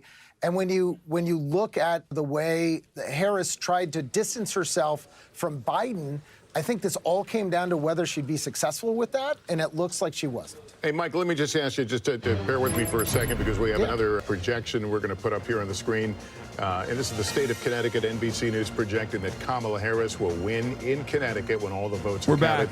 7 electoral votes. There's the breakdown right now. We're about back, a 10-point difference between the two of them. And here's where it takes us, the road to 270. Donald Trump standing at 214. She only has like Harris 100 more fucking votes to make up. Electoral votes. We'll get back to our conversation. Sarah, let me turn to you. You've heard a little bit about this memo now, with this campaign memo. What do you make of it? Well, I think it's a campaign doing what it can to try to keep hope alive. You know, look, I don't see any good news for Democrats in these results. Donald Trump is running about a point or a point and a half ahead of where he was in 2020. And in these counties, in these blue wall counties that 75% of the vote is in, and Kamala Harris is running behind in these urban areas by 1 or 2 points compared to where President Biden performed. You look at that coupled with Donald Trump's overperformance with Hispanic voters, with young voters. I don't think they have a lot to hang their hat on. And it's not over. There's votes to be counted. We should point out that these blue wall states tend to be red mirage. You know, they go red, and then they tend to go, the race narrows as these big urban areas come in later. But when you just look at the underperformance of Kamala Harris and the overperformance of Trump, it's going to be pretty hard, I think, for her to catch him. Yeah, the Harris team is saying they believe they overperformed in Philadelphia. Does that give you pause? I don't see where they're saying that. Now, they're looking, I'm sure, at precinct analysis, and we're looking at a county total, so we should give that caveat. But, you know, Joe Biden got 80% of the vote in Philadelphia County, and she's not running at 80%. I think the last I looked was at 77 or 78%. So that's a pretty significant difference when a race is as close as it is. All right, Sarah and Mike, thanks to both of you. Tom Yamas has more from the big board on Georgia. Yeah, Georgia, but I also want to give us just sort of a vibe check of where we are. It is still very early in the night, right? And even though people may be claiming they've won certain states yet, we still haven't called any of the battlegrounds here at NBC News. And a reminder, Harris's easiest path is to hold the blue wall. If she wins Pennsylvania, Michigan, and Wisconsin, remember, she gets to the White House. Even if she loses Georgia, North Carolina, the entire Sun Belt, she still gets there. Let's talk about Georgia, though. Let's find out where we are there in the Peach State. Still too close to call for NBC News right now. 91% of the vote is in, but let's talk about where the vote remains. Look at, okay, the giant circles, remember those giant bubbles? That's the vote that still is outstanding. We're still waiting on this vote to be counted. And we know the exact number, or we can estimate the exact number. We think it's going to be about 487,000 votes. There's still almost 500,000 votes out in Georgia, still up for grabs here. Let's make some comparisons here. Remember, it's got Harris has to thinking, drive damn, the vote, maybe we and just 50% of the vote is going to come from this area right here. Cobb County, she's performing just like where Biden is, slightly better. Fulton County performing a little bit lower, but slightly, and there's still 7% of the vote out in Fulton, where Atlanta is exactly. Gwinnett County, 80%'s in. Look, she's holding the same marks of where Biden was. She's overperforming in Douglas County as we move further south. Look, she's almost exactly where Biden was all around the ring counties of Atlanta. That's good news and overperforming in Rockdale County. But if Democrats wanted to expand the map, we're not seeing that tonight. A place like Cherokee, we're going to see if they could make inroads there just north of Atlanta. It touches those ring counties. Trump was at 68% in 2020. The Tonight Democrats he's at 69. should let me run and the they almost got campaign. all the vote counted let there. us run it I want to for move down, once. though, It's because not there like is they're something interesting winning happening in the anything. Black Belt. I Like, was you guys talking to you guys about the fucked it Black up. Belt of At North least, like, Carolina we had a earlier. different idea. They Like, should let us. They should let her. Like they f***ed up so much. They should just let us run it. You know? Yeah. Why not? Yeah. Why not give it a shot? See if it works out. I'm Yeah, here. we didn't lose to Trump twice. I wanted to give them the benefit of the doubt. I was like, they got the Seltzer poll. They had they did well in 2022. Like maybe they can do it. But it's like, nope. They just don't know what the they're doing. Maybe you should care about winning next time instead of whatever. I don't. bullshit. I mean, I don't get it. I just don't understand. I would have if you asked me, I wouldn't have run with the right wing immigration bill. I think. Yeah. In a country where even the Fox News exit polls are showing nationally that like more people are saying that they're on board with a pathway to citizenship rather than mass deportation, kind of seems weird when like one party is running mass deportation and the other party's like marginally less deportation. Kind of seems like there isn't, there's like a underrepresented aspect there that they could have maybe taken advantage of, It just didn't make it. Just none of what they did made sense logically. It's like if the question is like if the question is here that you suddenly back this restrictionist policy, why didn't you do it? Like it was legitimately a good question. Why didn't they do it like during their first 3 years in power? What were they doing? Like what were they trying to accomplish? I don't know what happened, but like it was October 5th, 2023, when Joe Biden, I think, like got zapped in the brain or something. And I guess a couple months before that, they were like basically gearing up for this like right wing border bill that they were going to unveil. And it was going to be a massive victory for them. And their whole, you fake leftists are why the Gaza genocide will be fully completed. Brother, don't act like you care about Gaza. He's winning every swing state by like 2 to 4 points. It's not because of Jill Stein. Yeah, PSL. like there's like plenty of states where she's losing where like her turnout strategy should have been more successful, right? North Carolina and Georgia. Her like we're gonna make the suburbs scream. We're gonna unleash ourselves upon the suburbs and make them sing the praises of Mao Zedong. What happened? What happened to that technique? It didn't work. It didn't work at all. Seems like they're still very much Hitlerian. The suburbs seemingly have remained pro Adolf Hitler. Okay. Yeah. Turns out trotting out Liz Cheney wasn't successful. Shocking. No. Her father left public office with a 13% approval rating. It's just this doesn't need to be hard. This shouldn't have been hard. This shouldn't have been so complicated. They didn't need to make the compromises that they made. They didn't need to do what they did. It was just never needed to be this difficult. It was never this complex. The roadmap was always there. Like, God, she's winning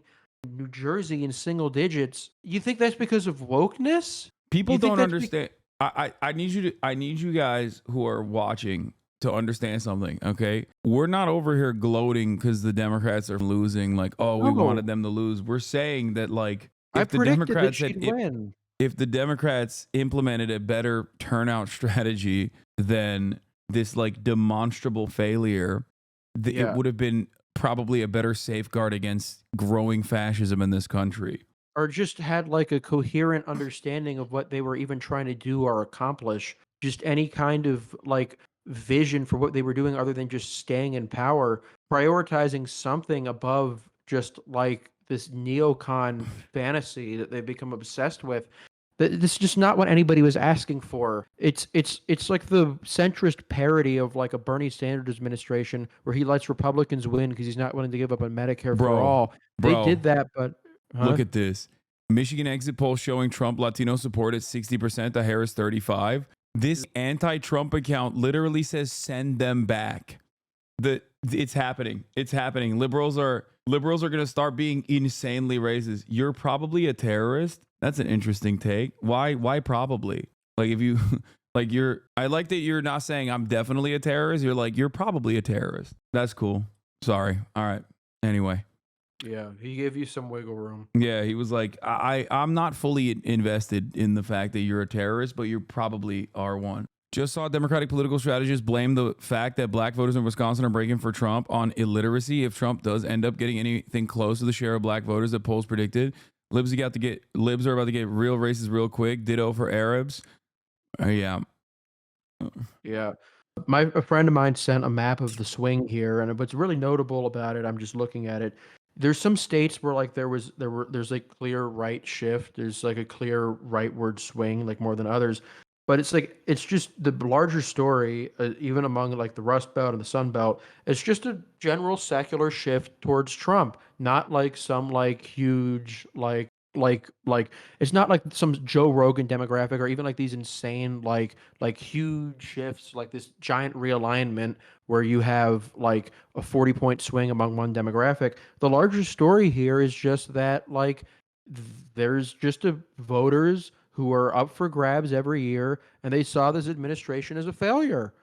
And they saw Trump as somebody who they were willing to go back as a last resort. I don't know what the Senate race looks like. I don't know, like, the hope for Democrats has got to be that they can hold on to enough of these Senate races that, like, they can maybe have a shot at winning the chamber in 2026 with a really, really good year. I'm going to pull in our lib correspondent real quick in here. His name is AustinShow. I'm gonna call people said my voice sounds like his.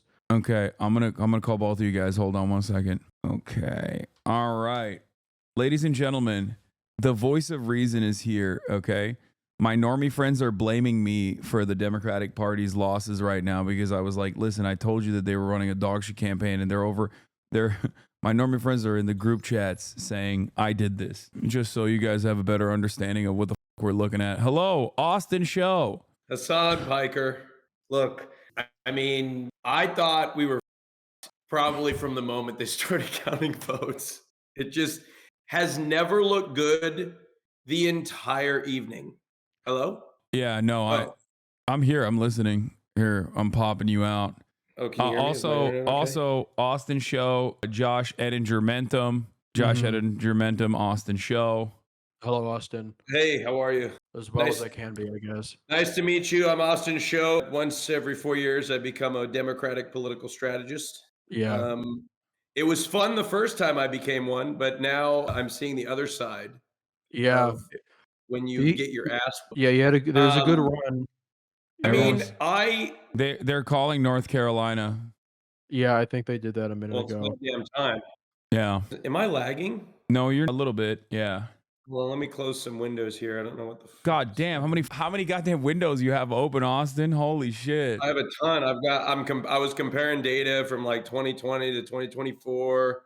I was like doing it all. Austin, why do you have a sign that says Christmas behind you? My look, November 1st, I operate on the Mariah Carey Christmas holiday. When Mariah Carey says it's time, Hassan. So my house is decorated from top to bottom with Christmas decorations. All right. I tell you what, like literally, like I have 3 Christmas trees. Actually, 1, 2, 3, 4, and then 5. One in my room. I have 5 Christmas trees up. I've got garland going up my stairs. Okay. We have 300,000 people in here. It's time to lock in. All right. Okay. Sorry. Look. Before Josh video games himself. Here's the deal. Yeah. This is the deal.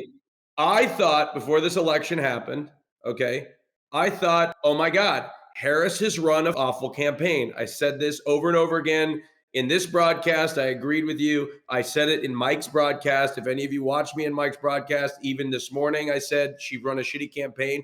However, I thought that shitty campaign wasn't as shitty as the Trump campaign that they ran. And I still think that campaign was shitty, but it was like a shit throwing contest that the Democrats were just somehow shittier, and they've lost and they're going to lose. I just wish they'd call the election because it's over. It's over. I have no copium to share with you. There is not one single statistic at this point that I could point to say that there's any like trend that would go in her way, in her direction. And like, I don't know what the that campaign message was.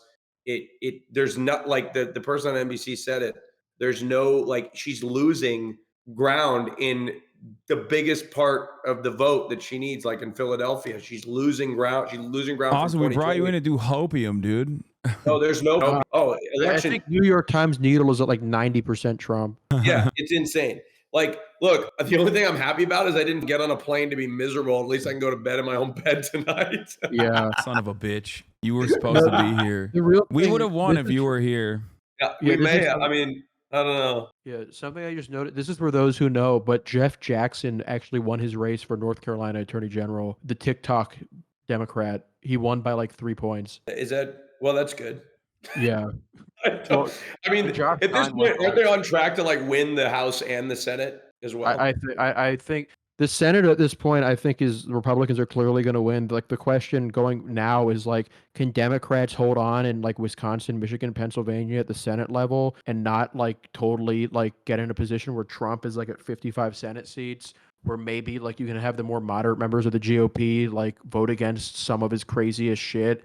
Yeah. And like you are in a position to win back the Senate in 2026. Yeah. It's very much a live wire. I don't even know how. I don't know if Casey and Baldwin are even outperforming him by that much. Like they're down what by sort 2. of crazy shit are they going to try to pass, do you think? It's tough for them because they still have to deal with the filibuster in the Senate. Democrats at worst case scenario are going to have like 45 seats here. So there's not going to be like them passing bills with a filibuster proof majority, but they're going to have full control over like financial spending because they're probably going to win the House here. They're going to be able to like extend the Trump tax cuts for like another 10 years. The Republicans are going to abolish the filibuster.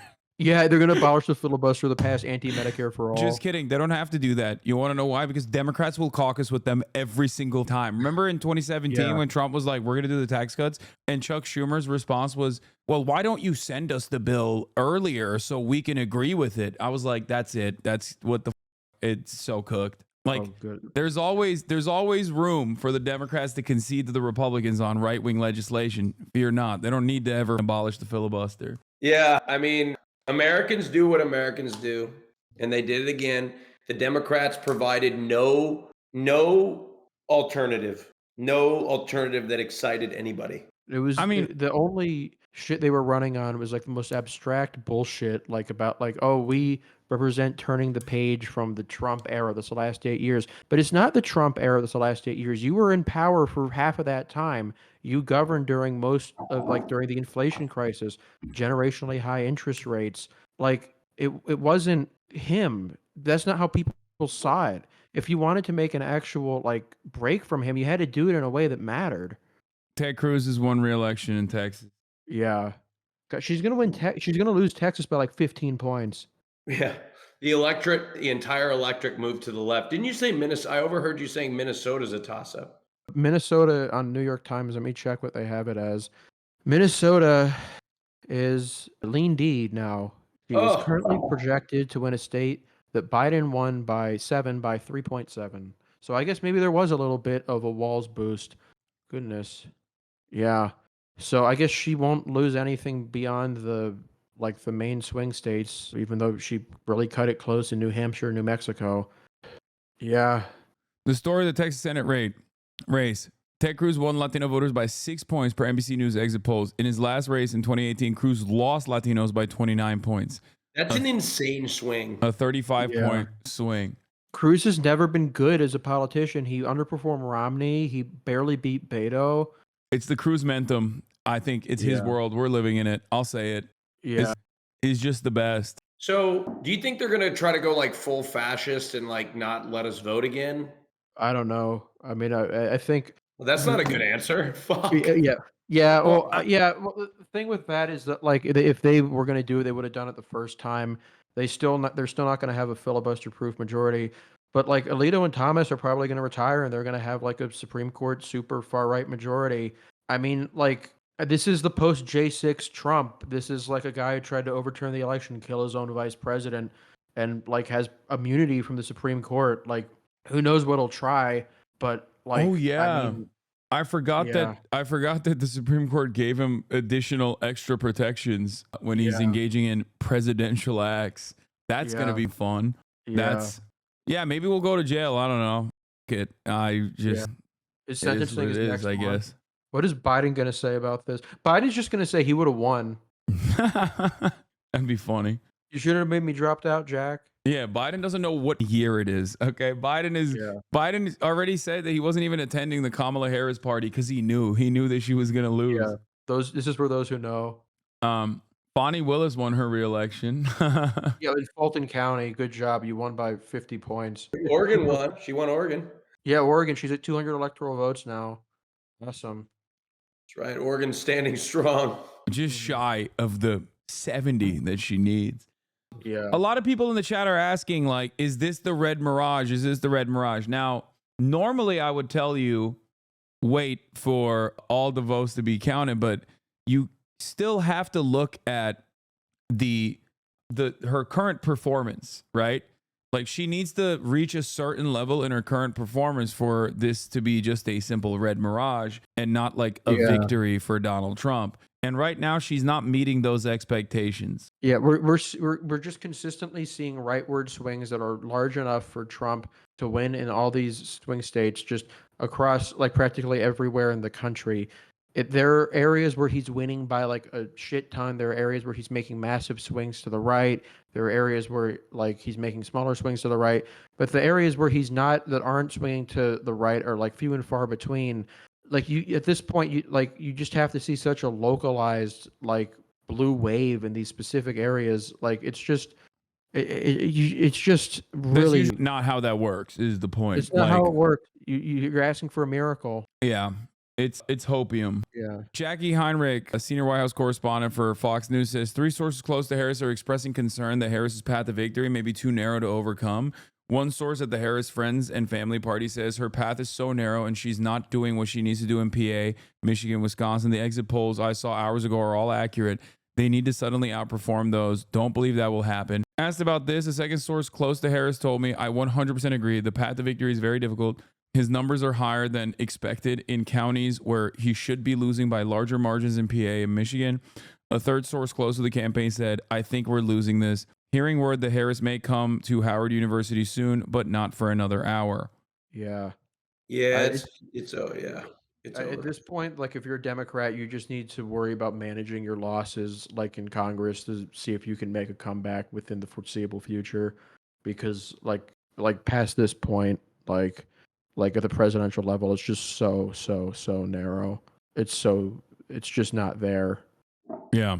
Anyway, all right, let's get back to what NBC News is saying while I go pee. Senator Bernie Sanders, for example, he does caucus with the Democrats, just to give people Holy a sense fuck. of what that Minnesota looks like moves too close to call by functionally speaking. So we NBC. continue to watch that race very closely. Let's All see right, what let's New take York. a moment. Some of our other stations catch up as we put the map up. Let's look at the road Election to alert. 270, and we will wait a few moments and let some other stations join us. That is where the map stands at this hour, about 10 minutes till midnight here on the East Coast. And I don't think we've it's got a going lot to in go in if this is Asheville, definitely North not Carolina, a of course, the situation western where it part of looks North like Carolina, Walls hard really hit by need Hurricane much Helene. We've help. got, if you're just joining us, we've This made a is like projection kind of in North bordering Carolina. like the Donald Trump Trump will bank map keep landslide North Carolina world. in the win column, which slightly narrows the The potential one for where he Kamala just, Harris I mean, to take the presidency. like runs the We've also had a table governor's on race decided all there. the swing states. Sam, what you got? Yeah, well, that like as a bare minimum, and then like winning Yeah, like that's very some apropos, bullshit like actually, New Savannah. I'm Mexico, going to talk about the governor's New race Hampshire, in a second, but a few Minnesota. I don't think reflections here we're at first. that point The where you're seeing those Democratic insane slump ups. I in don't think North they did Carolina, that Buncombe poorly. County and Asheville being one of But them. like, Mecklenburg with Charlotte, of course, he's and Wake probably and going to run Raleigh. the table on the Almost states. identical Like I in terms guess of the Nevada splits. doesn't have anything in 60, yet, but 38 like for Democrat that's versus probably not Republican happening. here. Even when people thought that 66%, I believe, like in this was a Mecklenburg way and Charlotte, more favorable 62, election for them, 63%. they like Wake, John it's almost Ralston only had identical her to what it was 4 up years by ago, 0.3. but it's the margins in the rural parts of the state that really Oh, they wanna drove watch. this Hold victory, on. at least by a couple of percentage points for Trump, which sounds is pretty familiar. Tom was talking about that a second ago. That's thought one. Thought two is the Democratic race. You know, the governor's race, excuse me, there was a lot of thoughts about split tickets and whether Mark Robinson would be potentially dragging down President Trump or even affecting the down ballot races. We have updates here, and it's not just Mark Robinson losing convincingly to Josh Stein, 55 to 39%, with 85% or so of the votes in so far, but it's also the lieutenant governor's race. The Democrat up a couple percentage points there, Rachel Hunt. Jeff Jackson, the AG, he's up a couple percentage points over his Republican opponent. So you're seeing truly Republican or voters here in North Carolina going across the board for statewide Democrats and then also voting for Donald Trump. So we're seeing that sort of as a microcosm of this overall picture. And then lastly, you have roughly 37% of the electorate in North Carolina that is unassigned, right? Not Democratic, not Republican. Democrats, registered Democrats in the state had gone down about I think we should all just grift, right? That's what I was thinking previous election. while I was Republicans pissing. had gained 100,000 plus registered I'm going to be the voters, but right-wing the election. reality is now I think I'm gonna do that. I'll be a gaze for Trump guy. I think that could be cool. That way we can avoid a lengthy prison sentence. Like we're still going to jail, but like at least for not like a super long time. You know what I mean? Yeah, we'll be able to do. Am I going to jail too, or can I? You're gay. I know, but hold on. You're gay, dog. You're going to jail and hell. Okay, you're going to both. Yeah. All right, I'm gonna use all the rest of my. See, I'm doing it already. I'm doing such a good job. I'd be such a good right wing. I'm gonna go. I'm gonna get on the. I've got a lot of points on American Airlines through Alaska. I think I'm gonna use them all, and I'm gonna get out of here. Yeah. The only wins Democrats had, they had Josh Stein, who beat Rob the Gooner. They had the TikTok guy who won in North Carolina. And I think Gallego is going to beat Carrie Lake because I guess people didn't fuck with her for some reason. But that's it. That's all liberalism has now. This 200-year tradition stretching back to Franklin Roosevelt and Thomas Jefferson. They have these three races. Yeah, dude, in virtually every county that you look at that they pull up on the screen, even the ones where she's just even by 0.02, she's like she's trailing, running behind Biden by like 0.02 here, 1 point here, 0.7 here. It's like you said, a death by 1,000 cuts. She is not doing better virtually anywhere. Yeah. Anywhere. Yeah. Virtually everywhere she's losing ground. You had some Democrats who were able to survive that by cranking up the margins in like some really blue areas by a crazy degree, but she just wasn't able to do that. I'm looking at the map of like the swings like across the entire country. Like practically the only areas that moved left are like there's the Atlanta metro area. That's entirely probably because of migration. There's some areas in North Carolina. There's some areas in Virginia. There's a couple rural counties, and that's probably just due to variance. This is just a broad rejection of an administration people just don't like. Yep. It's not like something like in 2016 where you saw this huge realignment. It's just that basic kind of map, that canvas the Democrats have managed to win with before, just shifting to the right. Yep. It's nothing like we don't know about. I think it was the FaZe Banks constituency. I'll say it. That was it. FaZe Banks, when he phased up for Donald Trump, he brought out the vote. He did that shit, dude. He phased up, and we phased up with him, and America's now phasing up for Trump. Mm-hmm. That's the unfortunate set of circumstances. Do you think he's actually going to put tariffs on China? That's all the he cares about. Trump learned about history for the first time to become a weeaboo for William McKinley. This is like his motivating purpose. This is all he wants to do. Yeah, he just wants to do tariffs on China.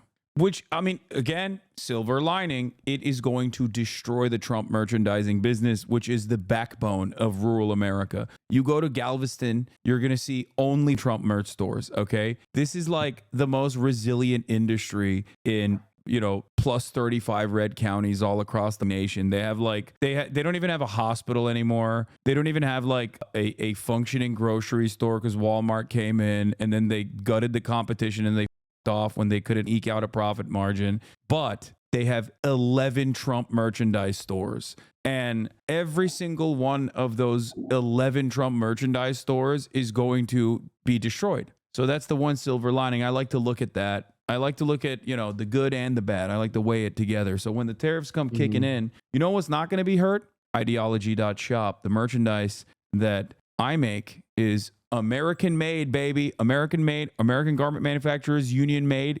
Ideology.shop. The election collection is available. It's American. Unlike, the Trump merchandise. That's where I got this sweatshirt. Yeah, drop shippers are going to get destroyed. That's another thing. Like all the crypto drop shipper guys, all the podcasters that, sell cryptocurrency. FaZe Banks is texting me right now. He's watching. But yeah, that industry is also in the shitter. Trump won because you kept playing that Fire Donald Trump song. This is on you, buddy. I know. I did this. I was a responsible party. Dude, I woke up with that song stuck in my head. That should have been my first indication. Yeah. I was singing it this morning in the shower. I was singing it. Yeah, it's catchy as fuck. Bro, that's why the Latino vote is swinging to the... Dude, we joke, but I mean, some's got to be the reason why Latino men are swinging by like 20 points, 30 points to the Republican Party. Where's that coming from? I'm going to tell you where that's coming from, okay? Hold on. I'm trying to pull it. All right, here it is. That's not the right one. God damn it. Oh, here. Again. The big question is what happens for the race if like Trump wins the race for Vance's seat. What happens? What was your question? We're gonna get Senator Vivek. Oh God! All the worst, dude. RFK Jr. running like the FDA and the CDC. We're so, dude. We are so. Holy shit! It's over. This country over party. Yeah, country over party is finally happening. Oh my God, I gotta eat my feelings, dude. I'm ordering barbecue or some shit. Yeah, I'm getting that. God damn it, I keep thinking of all the things that we've heard over the last several months about what would happen, and Elon Musk. He said Herschel Walker Jr. is gonna be responsible for the missiles. I don't even know what that means. I don't even want to contemplate. Creating the American Iron Dome. And I keep reiterating this point, but the most annoying, dumbest people are gonna be celebrating so hard tonight and tomorrow and for like at least until the midterms. You know what I mean? Like there's at least a 2-year celebration period for the dumbest idiots who are just going to consistently badger you with misinformation, nonsensical bullshit, racial animus at every corner. And then on the other side, you're going to have the resistance libs. Yeah. Yeah. Those people are going to be like, I think they're going to go back to their Bush era roots. They're going to be like anti-corporate now. Also, Harris only got 15% of the vote in Dearborn. It was 45 Trump, 33 Stein, 15 Harris. Oh, God. Yeah, I don't think they're going to go anti-corporate. I think they're going to go more anti-Arab, more overtly anti-Arab, more overtly anti-Muslim, more overtly anti-Latino. That's coming too. Ay, por Dios. Yo voy a votar por Donald Trump. San Francisco Chronicle crawled the race for California Prop 36, increasing criminal penalties. It passed. Yeah, I mean, it was slated to pass. It was gonna pass. It's terrible, but ay, por Dios. Okay. I'm gonna have to relearn the nod when they say the most outrageous shit with a straight face. Yeah. Time to cry. I mean, one thing that a lot of people don't understand is that for me, at least, like I was already pretty bummed out by the state of affairs in this country, whether Kamala Harris won or Donald Trump won. I think that we're pretty cooked. We're fried. We're cooked. It's done. Throw it in the pooper. Throw it in the trash, regardless of who wins. Right. So this is like just making me more bummed out than I was already at. I thought her winning at least bought us a little bit more time for hope. If that makes sense. But now it's fully lost. Like the idea with her was like, oh, she wins, she maybe does well in Congress, and then like they lower interest rates and the economy does well, and then like you can maybe like ride backlash of Dobbs to some kind of majority. But like, yeah, I mean, it's ripping the Band-Aid off. It's hiding the contradictions. Like something was going to have to give with this Democratic establishment.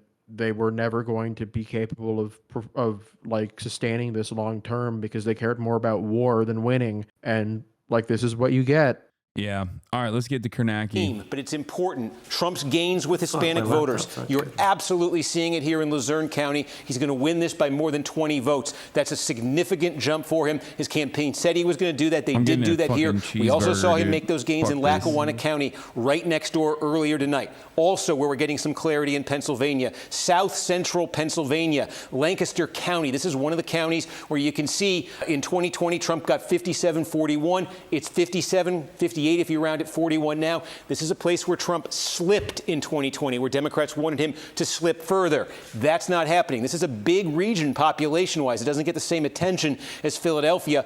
Lebanon County here, too. All the vote is in. Again, Democrats wanted more of a Trump drop-off here. They don't get it in Lebanon County tonight. And we showed you Cumberland County, I believe, earlier, but also in this region, also a place Democrats wanted gains, also a place where really they're not getting it tonight. Look inside the collar counties here, just outside Philadelphia. These are huge population-dense counties, and I'll flag a couple things. We got almost all the vote in Delaware County right now.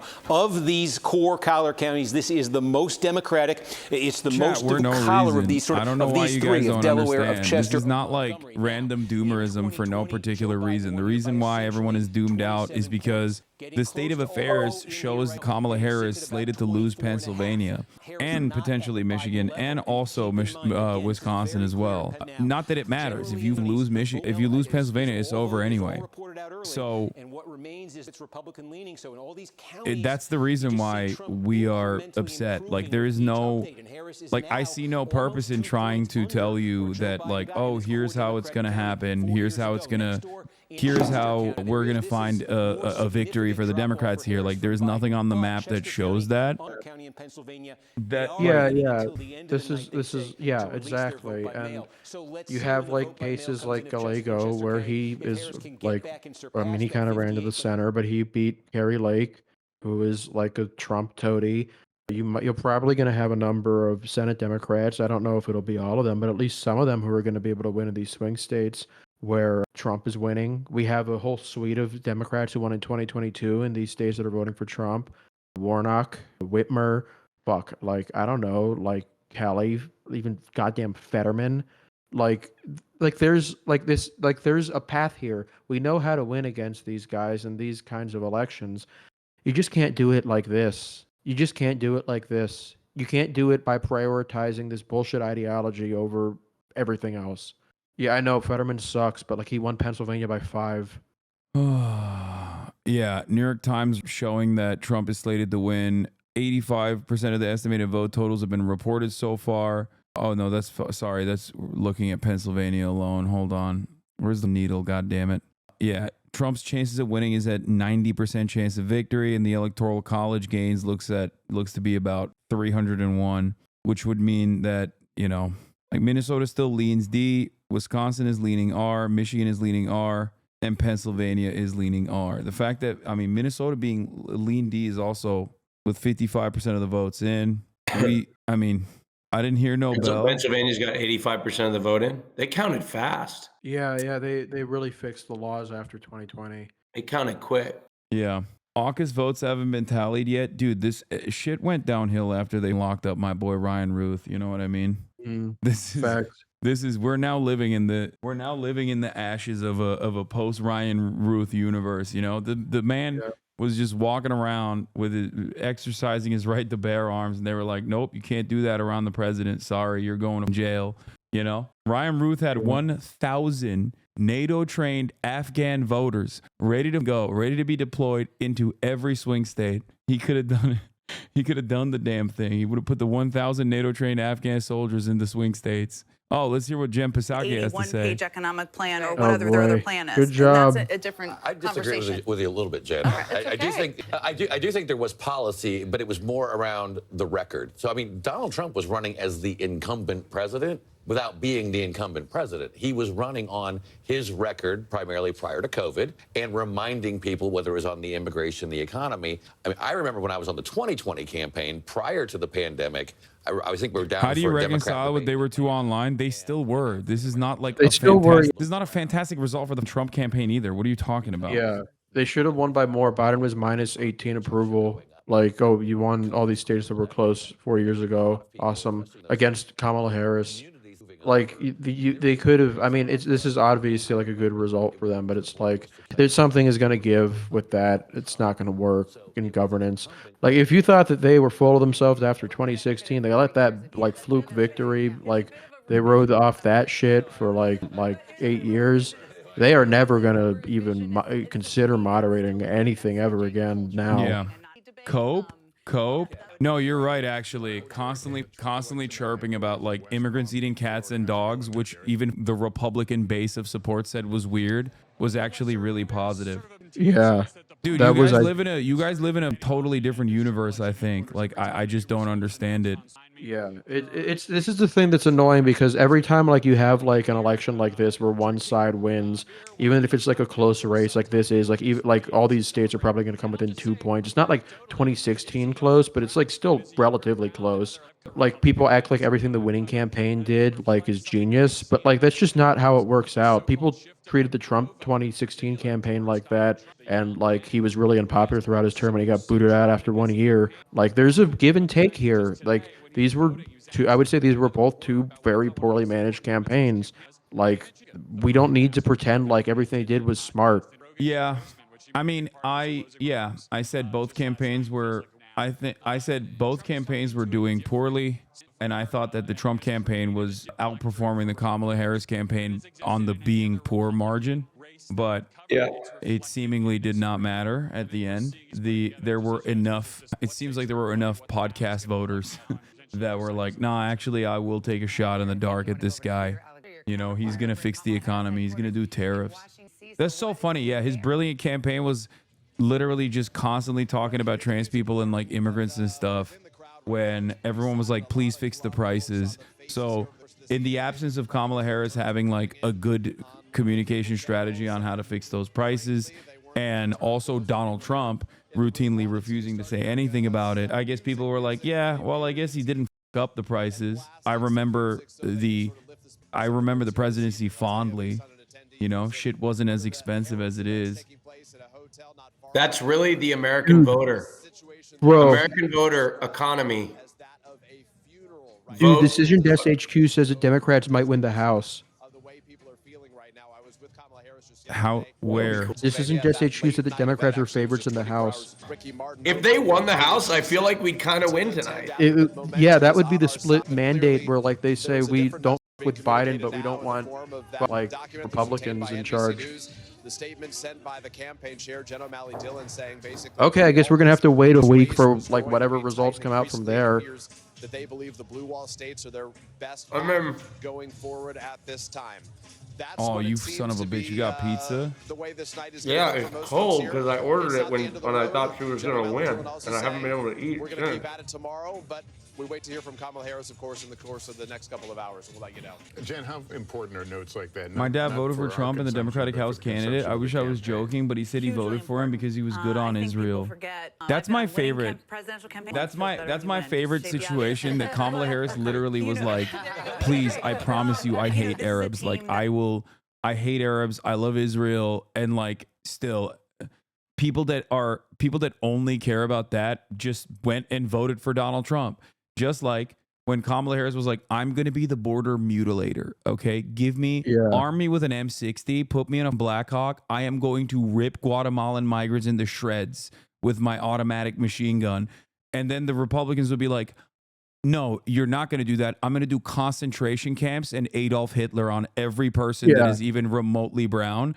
And everyone that wanted that was like, okay, I'm going to go with the concentration camp guy. There was never an expressed reason as to why like that wasn't a good policy. They just said that they also supported it too. Yeah, and then they said the Republicans are hypocrites. It's like, no, dumbass, you're the hypocrite. You said the wall is racist for years. Yeah, she called it a medieval strategy. And then when talking to Anderson Cooper in the CNN town hall, she was like, well, some ideas are good. It's like, oh my God, it's not. That the worst aspect of this, aside from the sheer cruelty that we are going to subject millions of Americans to, is the fact that it is born out of nothing. Like there is no evidence. There's no evidence whatsoever that immigrants constitute a national security threat. It is pure satanic narratives set forth by psychopathic Republicans hallucinating this like white nativist reality. And the Democrats did not even fight against it at all. And instead, they geared their base to be open-minded to that kind of death and destruction for no reason whatsoever. Hasan, question. Yeah. I I'm looking at the House right now quickly, and Democrats might pull it out because they're actually so far doing pretty decent in California. So good job, Hasan. Your state may save America. Yeah, well, we're also abolishing slavery, so Yeah, that was pretty chill. Yeah, Abraham Lincoln State, California. Yeah, except I voted to abolish slavery, but also the ballot measure that was like, would you like to punish criminals more in like one of the most draconian criminal justice states in the entire nation, and that passed like already. That was so popular. God. Yeah, Democrats are kind of holding up in the House, which is like weird in a way that they aren't really doing in the Senate. Like you have like in the Senate, you had these Democrats like who were outrunning Harris and Biden by a ton like the entire time, but like kind of ended up coming down to the wire with them at the end of the campaign, like Baldwin and Casey, which like I would say is, I mean, I was personally always of the belief that like it was just Biden's the problem and the Democrats are fine, but like that's like kind of a blow to that. Like I'm not gonna lie. I mean, the Republicans spent a lot of money in those races. They were probably able to drive down the favorables and connect them to Kamala. But in these House races, you do have these people like who are running ahead of her. If they can win the House, that would be huge. That would really like it wouldn't freeze out the Trump administration because Trump would still be able to get all of his appointments through the Senate, but it would stop them from passing any meaningful laws. It would be gridlock once again. So I was going to ask you. Republicans have officially won the U.S. Senate majority, seizing control of the chamber for the first time in 4 years. Oh my God. Yeah. The Democrats just need to make sure they don't get them killed. Gentlemen, I do have a question. Yes. So what you mentioned, so if he wins the presidency, but they're able to keep or flip the House, what things can he do as president? So he can appoint Supreme Court justices. He can get his cabinet. He can get his cabinet through. He can do. It's kind of like a feedback. He's not going to be able to pass any meaningful laws. He might have like even basic. Like he won't be able to pass any like reconciliation bills, like repealing Obamacare or repealing like getting his tax cuts through. He's going to have to go through a big fight to like get his tax cuts put back together. Depending on the size, if Democrats do end up winning the majority, the size of the majority, even like if Republicans do win, it's going to be a very, very small majority in the House, and they will have to fight very hard to get any bills passed. This is going to be an administration that is very much like the imperial presidency. It's going to be an administration that rules through the executive, through a pliant judiciary, and isn't passing any new laws, but is ruling through the enforcement of those laws. Abortion rights are beating Kamala in every single state that voted on them. Progressive policies aren't unelectable. Unpopular Democratic politicians are. I mean, I guess this is a communications failure to a certain degree. Like, I don't know. I don't know how the you get like I don't know how you re-elect the guy who, made this an issue to begin with while simultaneously voting against the issue. Yeah. Well, it's an issue. It's a question of salience. You have these number of voters who might have been pro-abortion, but they didn't vote on abortion because they didn't see it as the predominant issue. They did so in 2022 because these were all local races, Senate races. They were thinking about local politics. They weren't necessarily blaming all of these local Democrats for whatever economic trials and tribulations they were going through because of the inflation crisis. But when you are facing the national level choice of Kamala Harris and you have somebody like Trump, and this was a point that I made last month, I wrote about this, like it was kind of tongue in cheek, but Trump is distinct from a lot of these candidates who ran in 2022, that he's a former president who is governed and isn't someone like Carrie Lake or J.D. Vance, where like they're just like a blogger or a TV show host, and he's seen as just a credible person who has been in office before. Yeah, the fact that he's been in office before kind of softens the impact. That's why I was like so worried about FaZe Banks' analysis, ironically enough. Like, I'm not even kidding when I say this. Like a lot of people that otherwise would be wary of openly supporting Donald Trump do not feel that way, because that means that like he has the background now. Like you can't turn around and be like he's going to be a dictator, because people will say, what do you mean? He was president for 4 years. Like what the fuck are you talking about? You said it's that different last than time. 2016. It's different than 2016 in a big way. For the record, I do want you to understand, like chatters, I do think he is going to be a dictator. Just so you know, like I don't. That's make no mistake on that front. I'm not saying that he's not.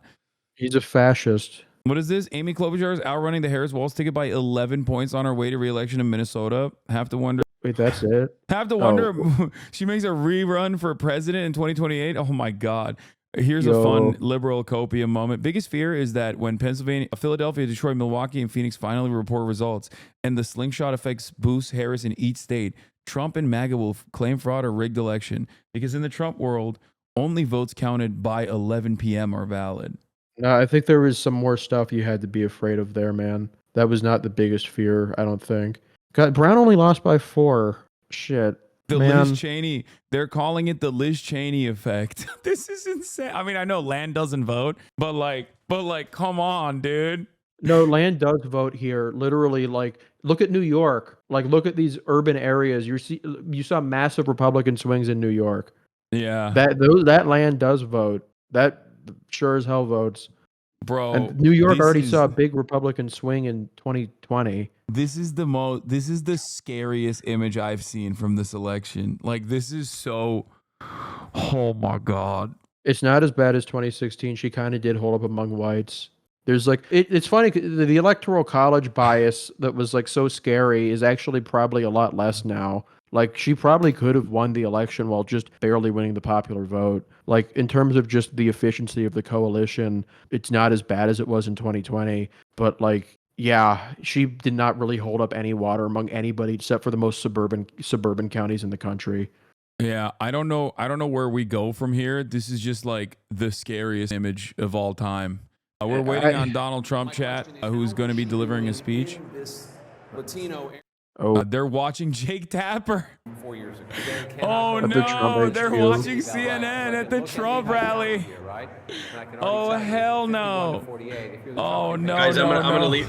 gonna leave you to it because I have no analysis to provide. Okay, Josh, I'll call you back in a little bit. All right. Yeah. Bye. See you soon. Battlegrounds within the battleground. Okay. Yep. Joe Biden. That Peanut the squirrel, man, he threw the entire goddamn race, dude. He's just Now we're not completely done there. the Peanut was the November surprise. Everybody talks about the October surprise. Turns out it was the November surprise from that goddamn stupid ass Peanut. Yeah, one thing, one lesson that we learned is basically all of the trends in the polls people said were fake without any substantiation ended up being real. I personally also thought that there was definitely a Trump bump. It turns out there is no Trump. The bump was real. It was a real thing that was going on. But regardless of the Trump bump or not, regardless of what the polls were showing, one of the things that I actively talked about in our analysis over and over again was the fact that Kamala Harris was dumping $30 million here, $30 million there into ad spend. And basically in that process, she was not making any inroads with the voters in the polls. It obviously was not good messaging. It was bad messaging. If the message is bad, it doesn't matter how much you spend on your ads, right? Is still close to call overall? No, dude. What? No. That's not how the Electoral College works. Chatters. The Electoral College doesn't work that way. Okay. And before people say like bring in new people, I'm going to take a break from bringing in people because everybody gets annoyed when I have guests on. Okay. We're going to continue doing normal news coverage by myself for a little bit, and then I'll have some guests on. Shut the fuck up. Half of chat literally complains when I have a guest on, and then the other half of the chat is like, bring this guest on instead. Shut the fuck up. Okay. Let me run my goddamn show, please. Everybody calm down. It's going to be all right. Okay, we're going to survive this. Anyway. Oh, Lib Dejder is back. Also, I was wrong. I admit it. I believed in the good of the people. I am sorry. I really believed in the suburbs and continuous shifts, and the public proved that they're right-wing reactionaries. I did door knock good people, but my area was too blue. I told you, Lib Dejder. I told you. And for the record, This analysis is wrong. According to 44% of voters, Kamala is seen as too liberal. According to New York Times CNN, the autopsy from consultants, pundits, pollsters would be that Kamala, by focusing on reproductive rights and Trump's authoritarianism, was too liberal of a candidate. That is not the reason why people thought she was too liberal, okay?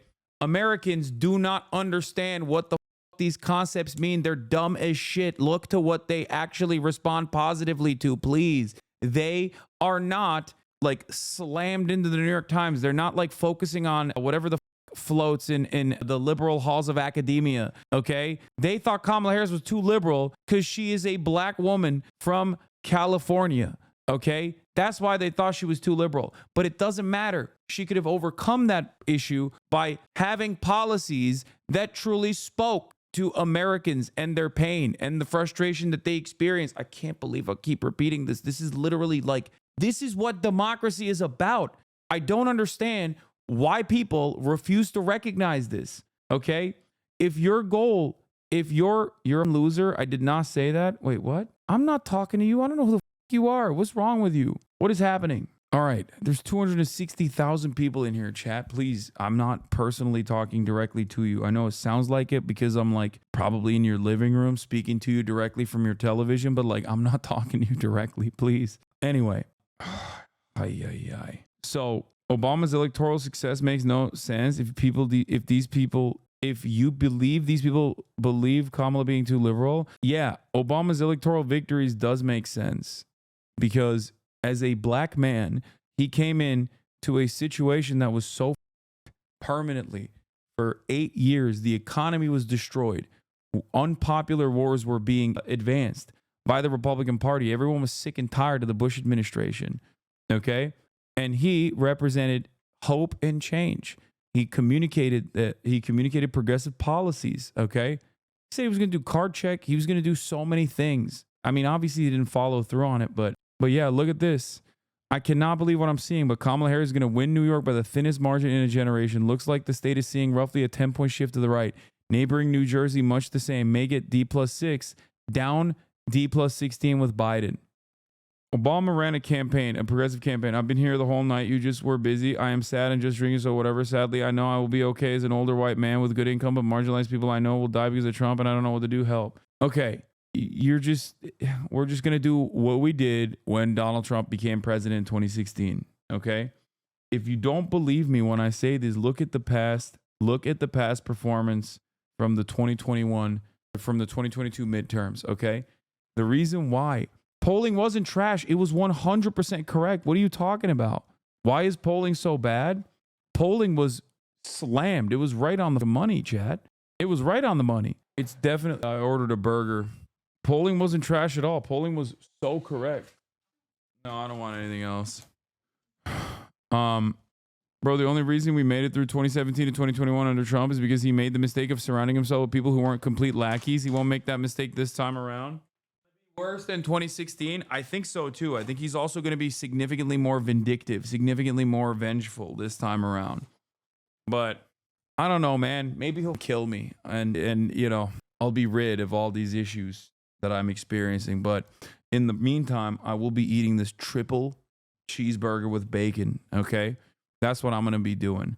I'm going to be focusing on the little pleasures that I do have. Holy, this is so big. If he kills you, I'm sliding. That's what Ryan said. I probably shouldn't have gotten a triple. It's too much. All right, let's take a look. Here, back to you. All right, Steve, thanks very much. NBC News senior legal correspondent Laura Jarrett joins us now. She's at the Vote Watch desk with an update on the abortion measures on the ballots in several states. Hey, guys. Yeah, we've been tracking these across 10 different states tonight.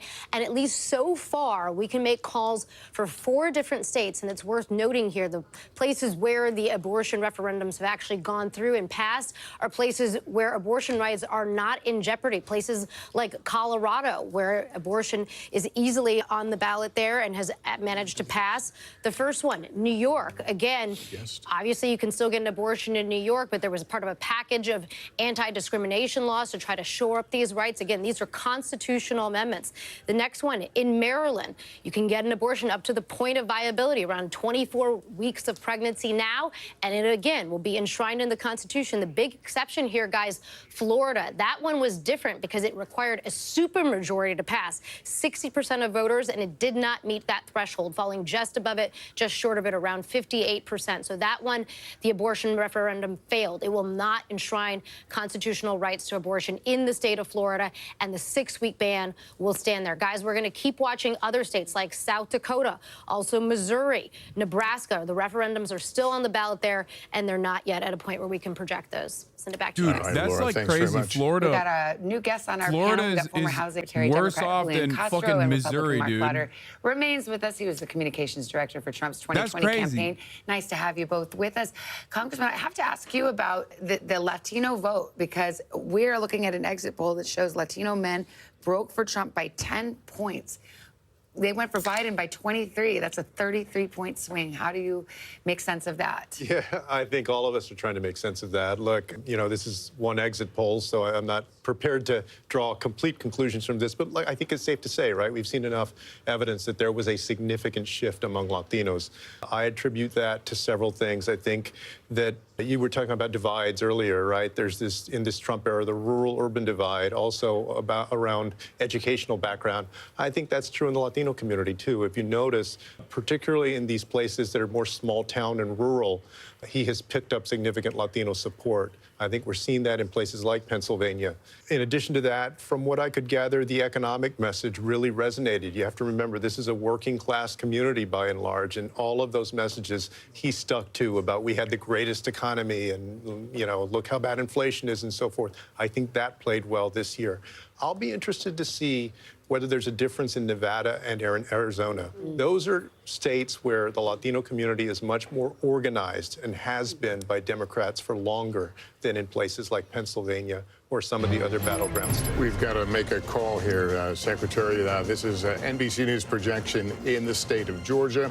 NBC News projects that Donald Trump will win in Georgia when all the votes are counted. That's it. I'm grifting to the right, dude. There's the breakdown right now, Fuck it. 118,000 vote margin. But again, Donald Trump, the projected winner. This is a big call here on a night in which we've waited quite some time for some of these important battleground calls. Here's what the road to 270 looks like. Donald Trump drawing closer now to that magic number. He's at 246, Harris at 189. Well, this means it's boo or bust for Kamala Harris. It's Pennsylvania, Wisconsin, and Michigan, or there is no path to 270 for her. So we'll continue to keep an eye on this as we await results in those big industrial Midwest states, as well as the battlegrounds out west. We're going to pause a moment. We want to let the local stations hit their local news, and we'll be back in a moment.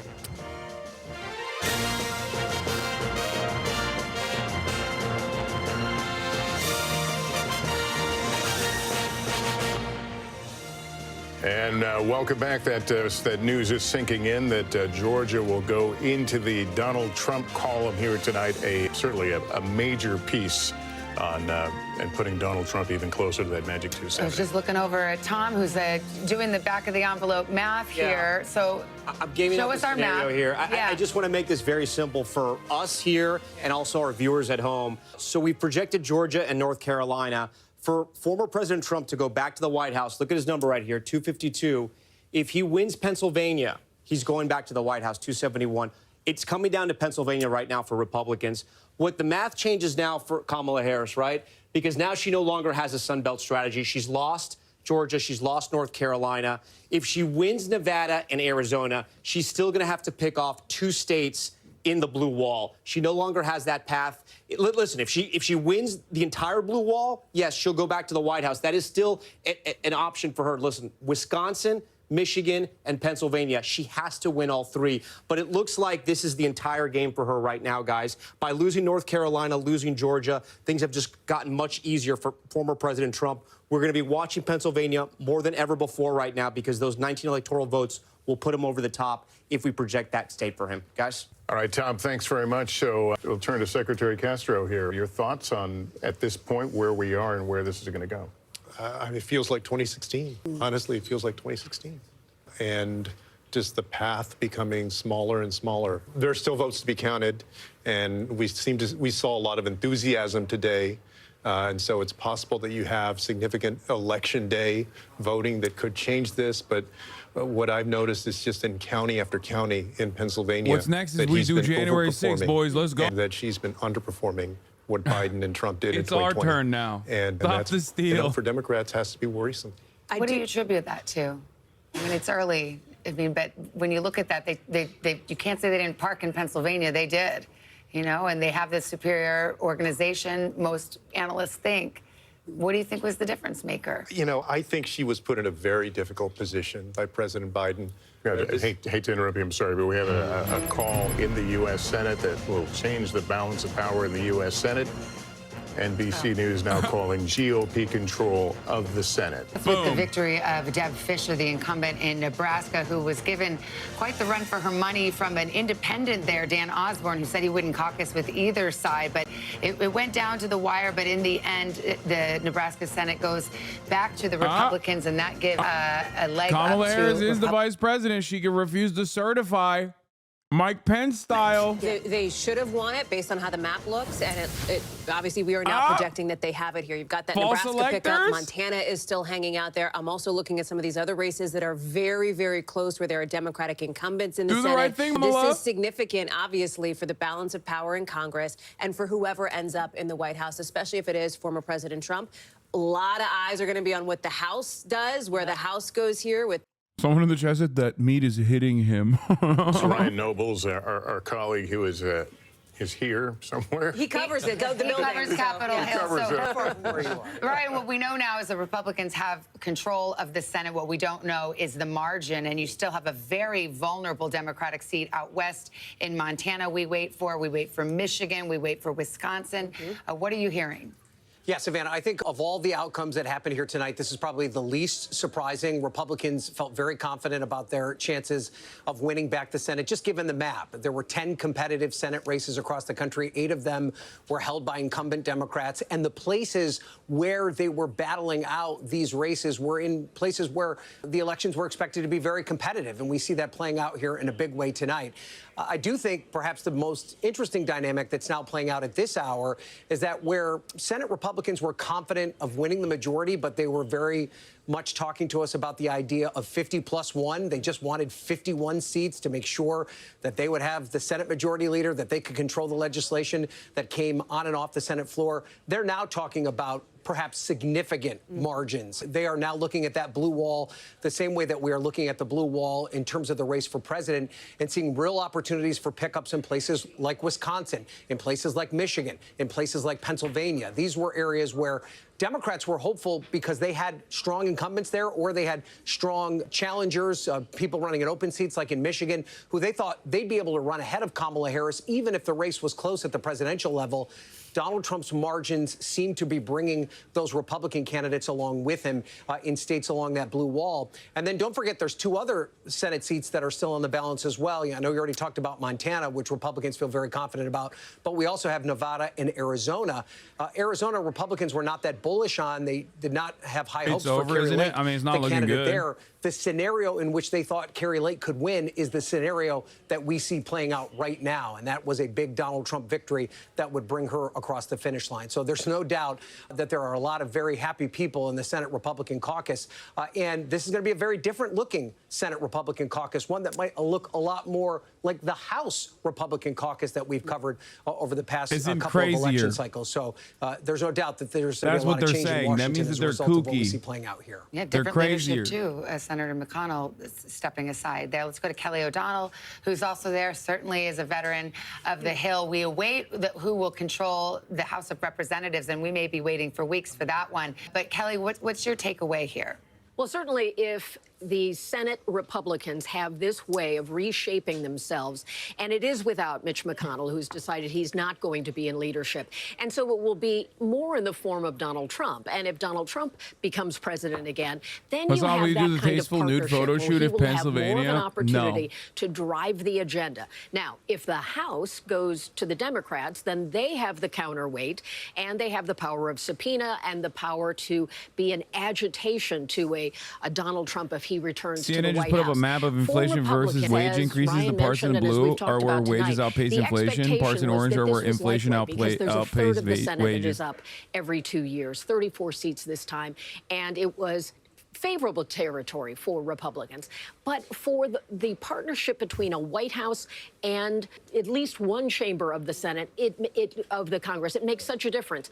Now, Donald Trump has not always courted those Republicans. He has such a grasp over his party, not always wanting to work with them in terms of governing and getting things done.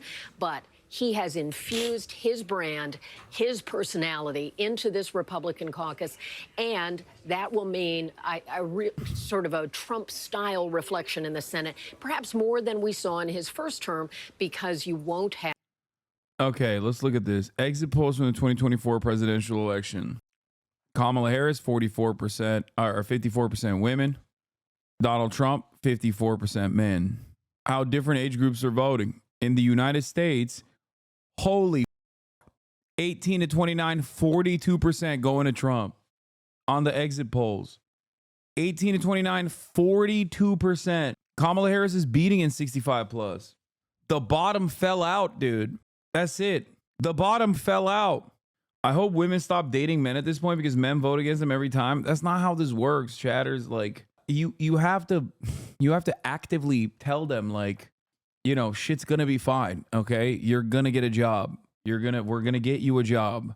We're gonna fix your educational situation. We're gonna give you a trade school. We're gonna give you a pathway to you know, a better pathway for your future. In Michigan, 51% of the 18 to 29 demo went to Trump. People forgot hundreds of thousands of people also did not vote.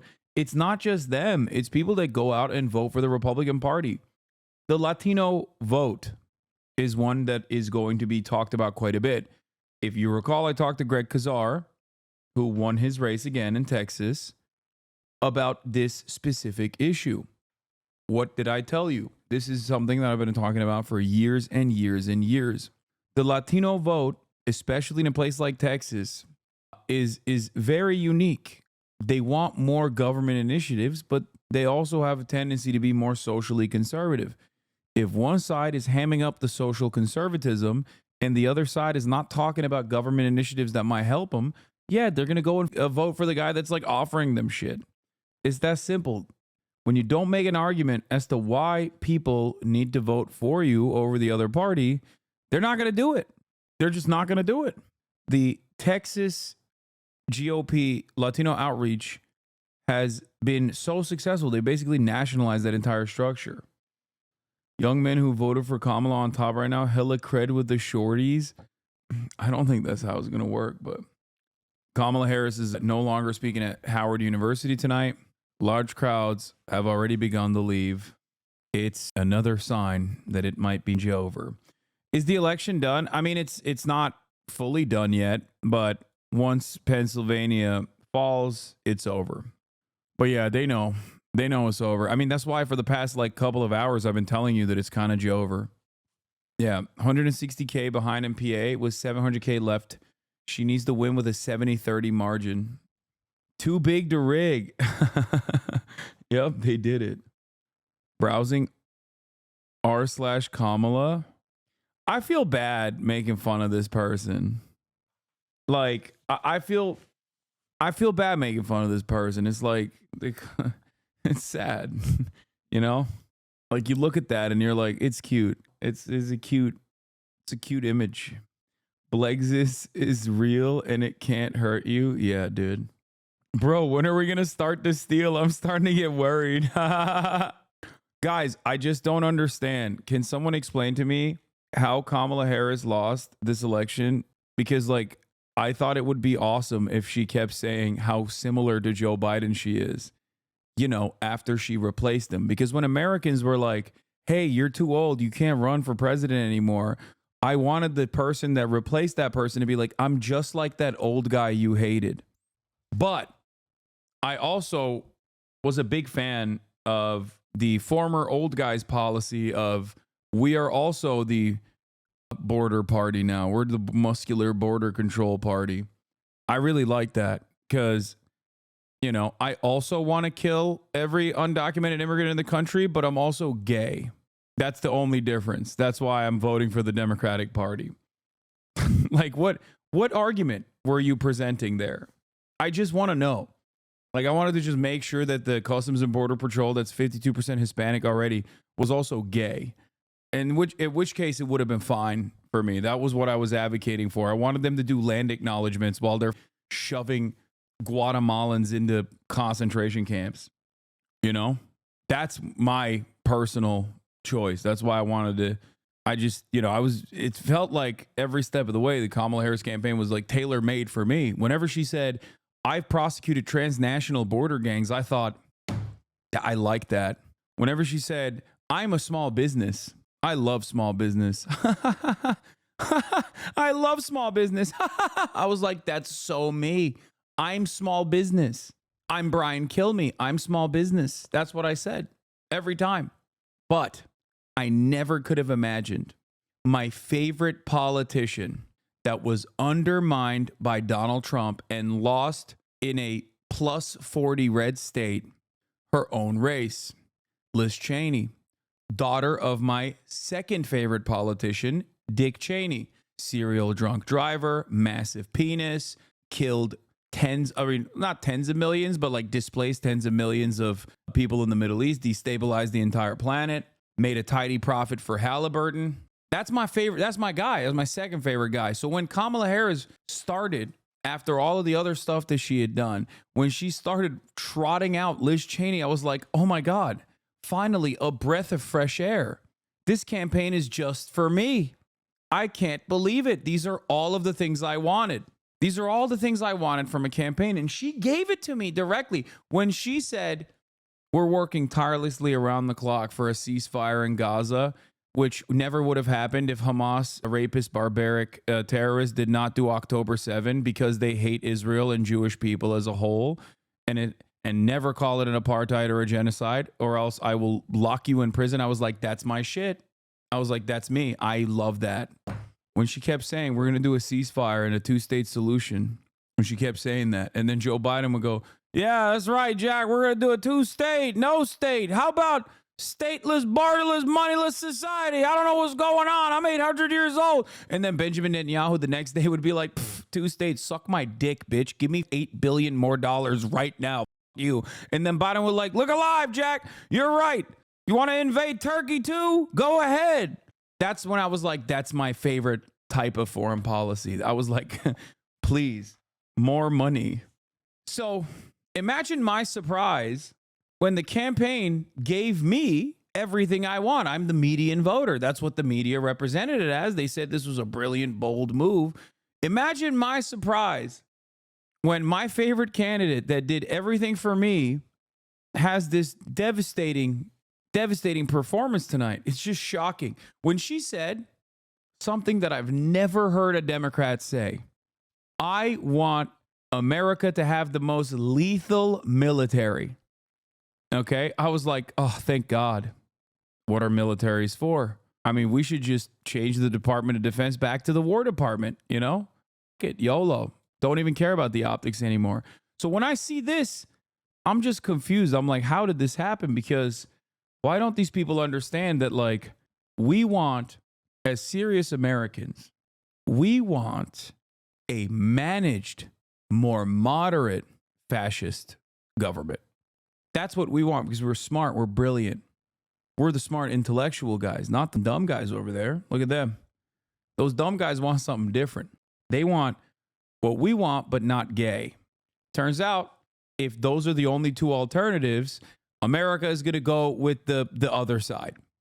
Because I have no way of looking at what I experienced in this truncated 100-day campaign as anything but basically a Republican primary. Kamala Harris looked at Nikki Haley's disastrous performance in the Republican primary and said, I want to be that, but with a Democrat next to my name. Think about it. She literally looked at Nikki Haley get absolutely destroyed in the Republican primaries and said, oh, that's my shit. I'll do that. I'll do that.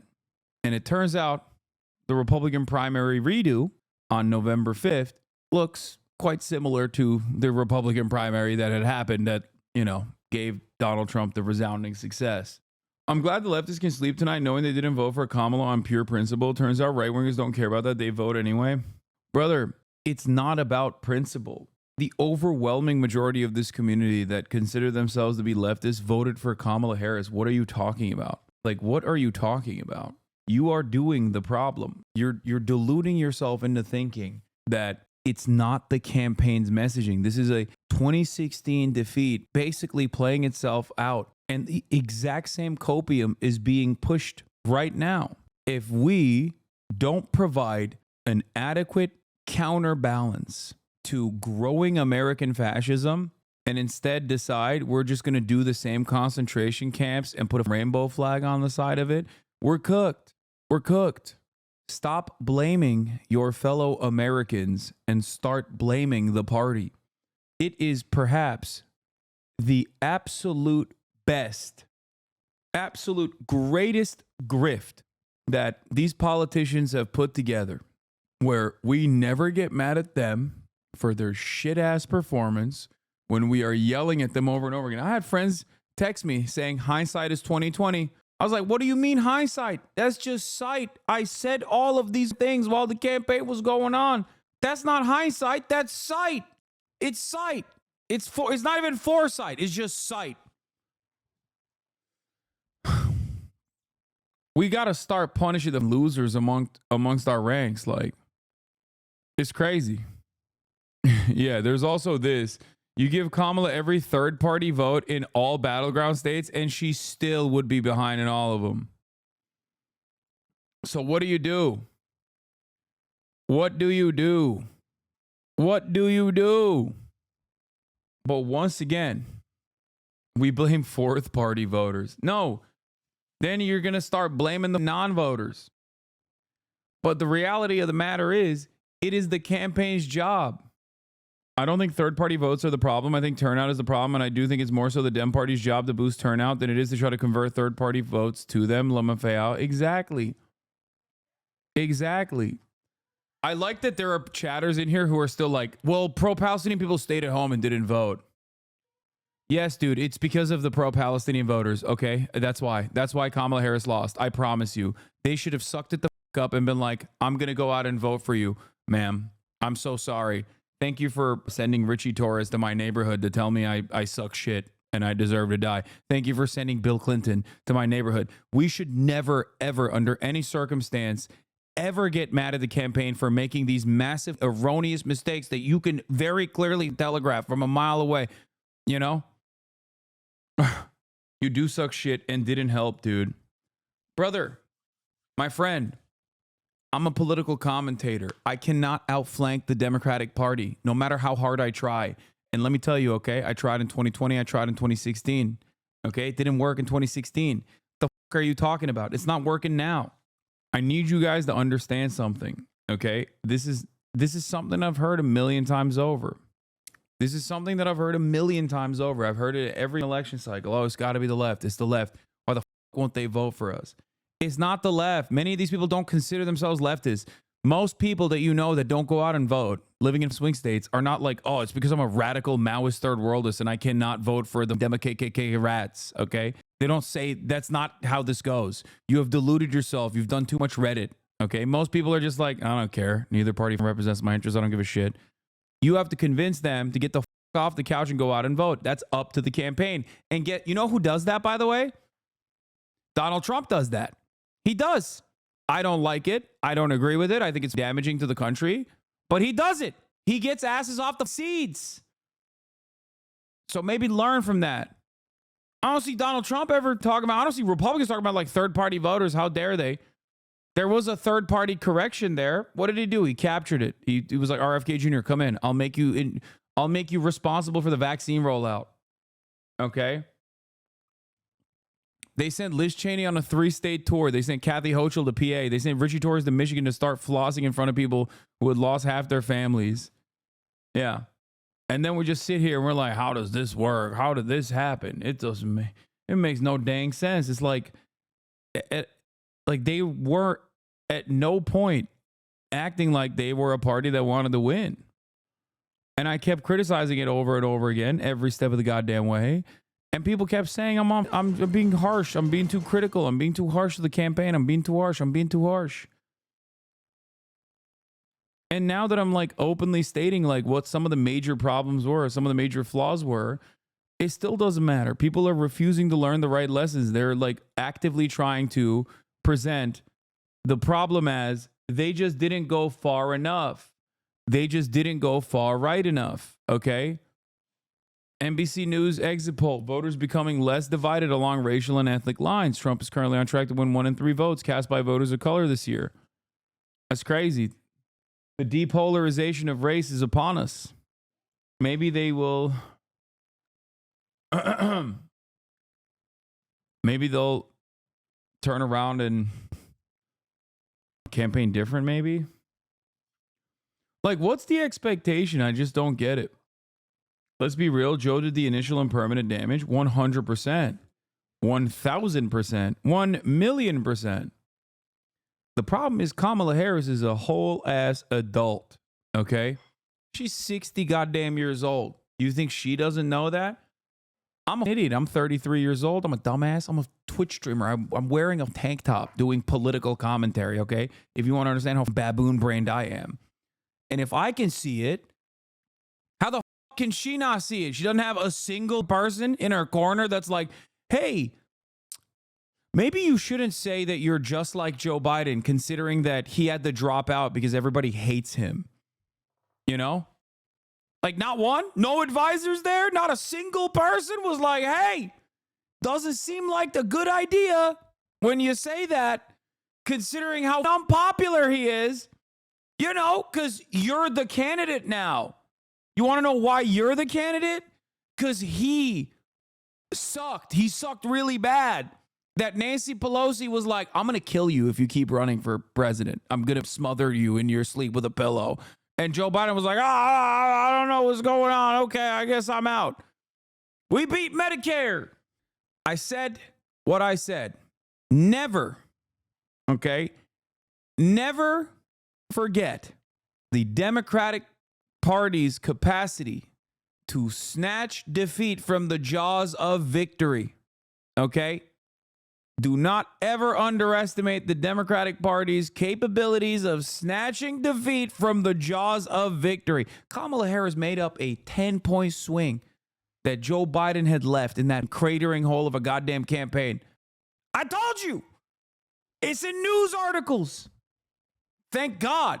I got interviewed at the time, so I was like, listen, this is bad. This is terrible. The real L of the night is XCC losing his $1 million bet. No, that's kind of funny. He dumped $700,000 into a Kamala Harris win.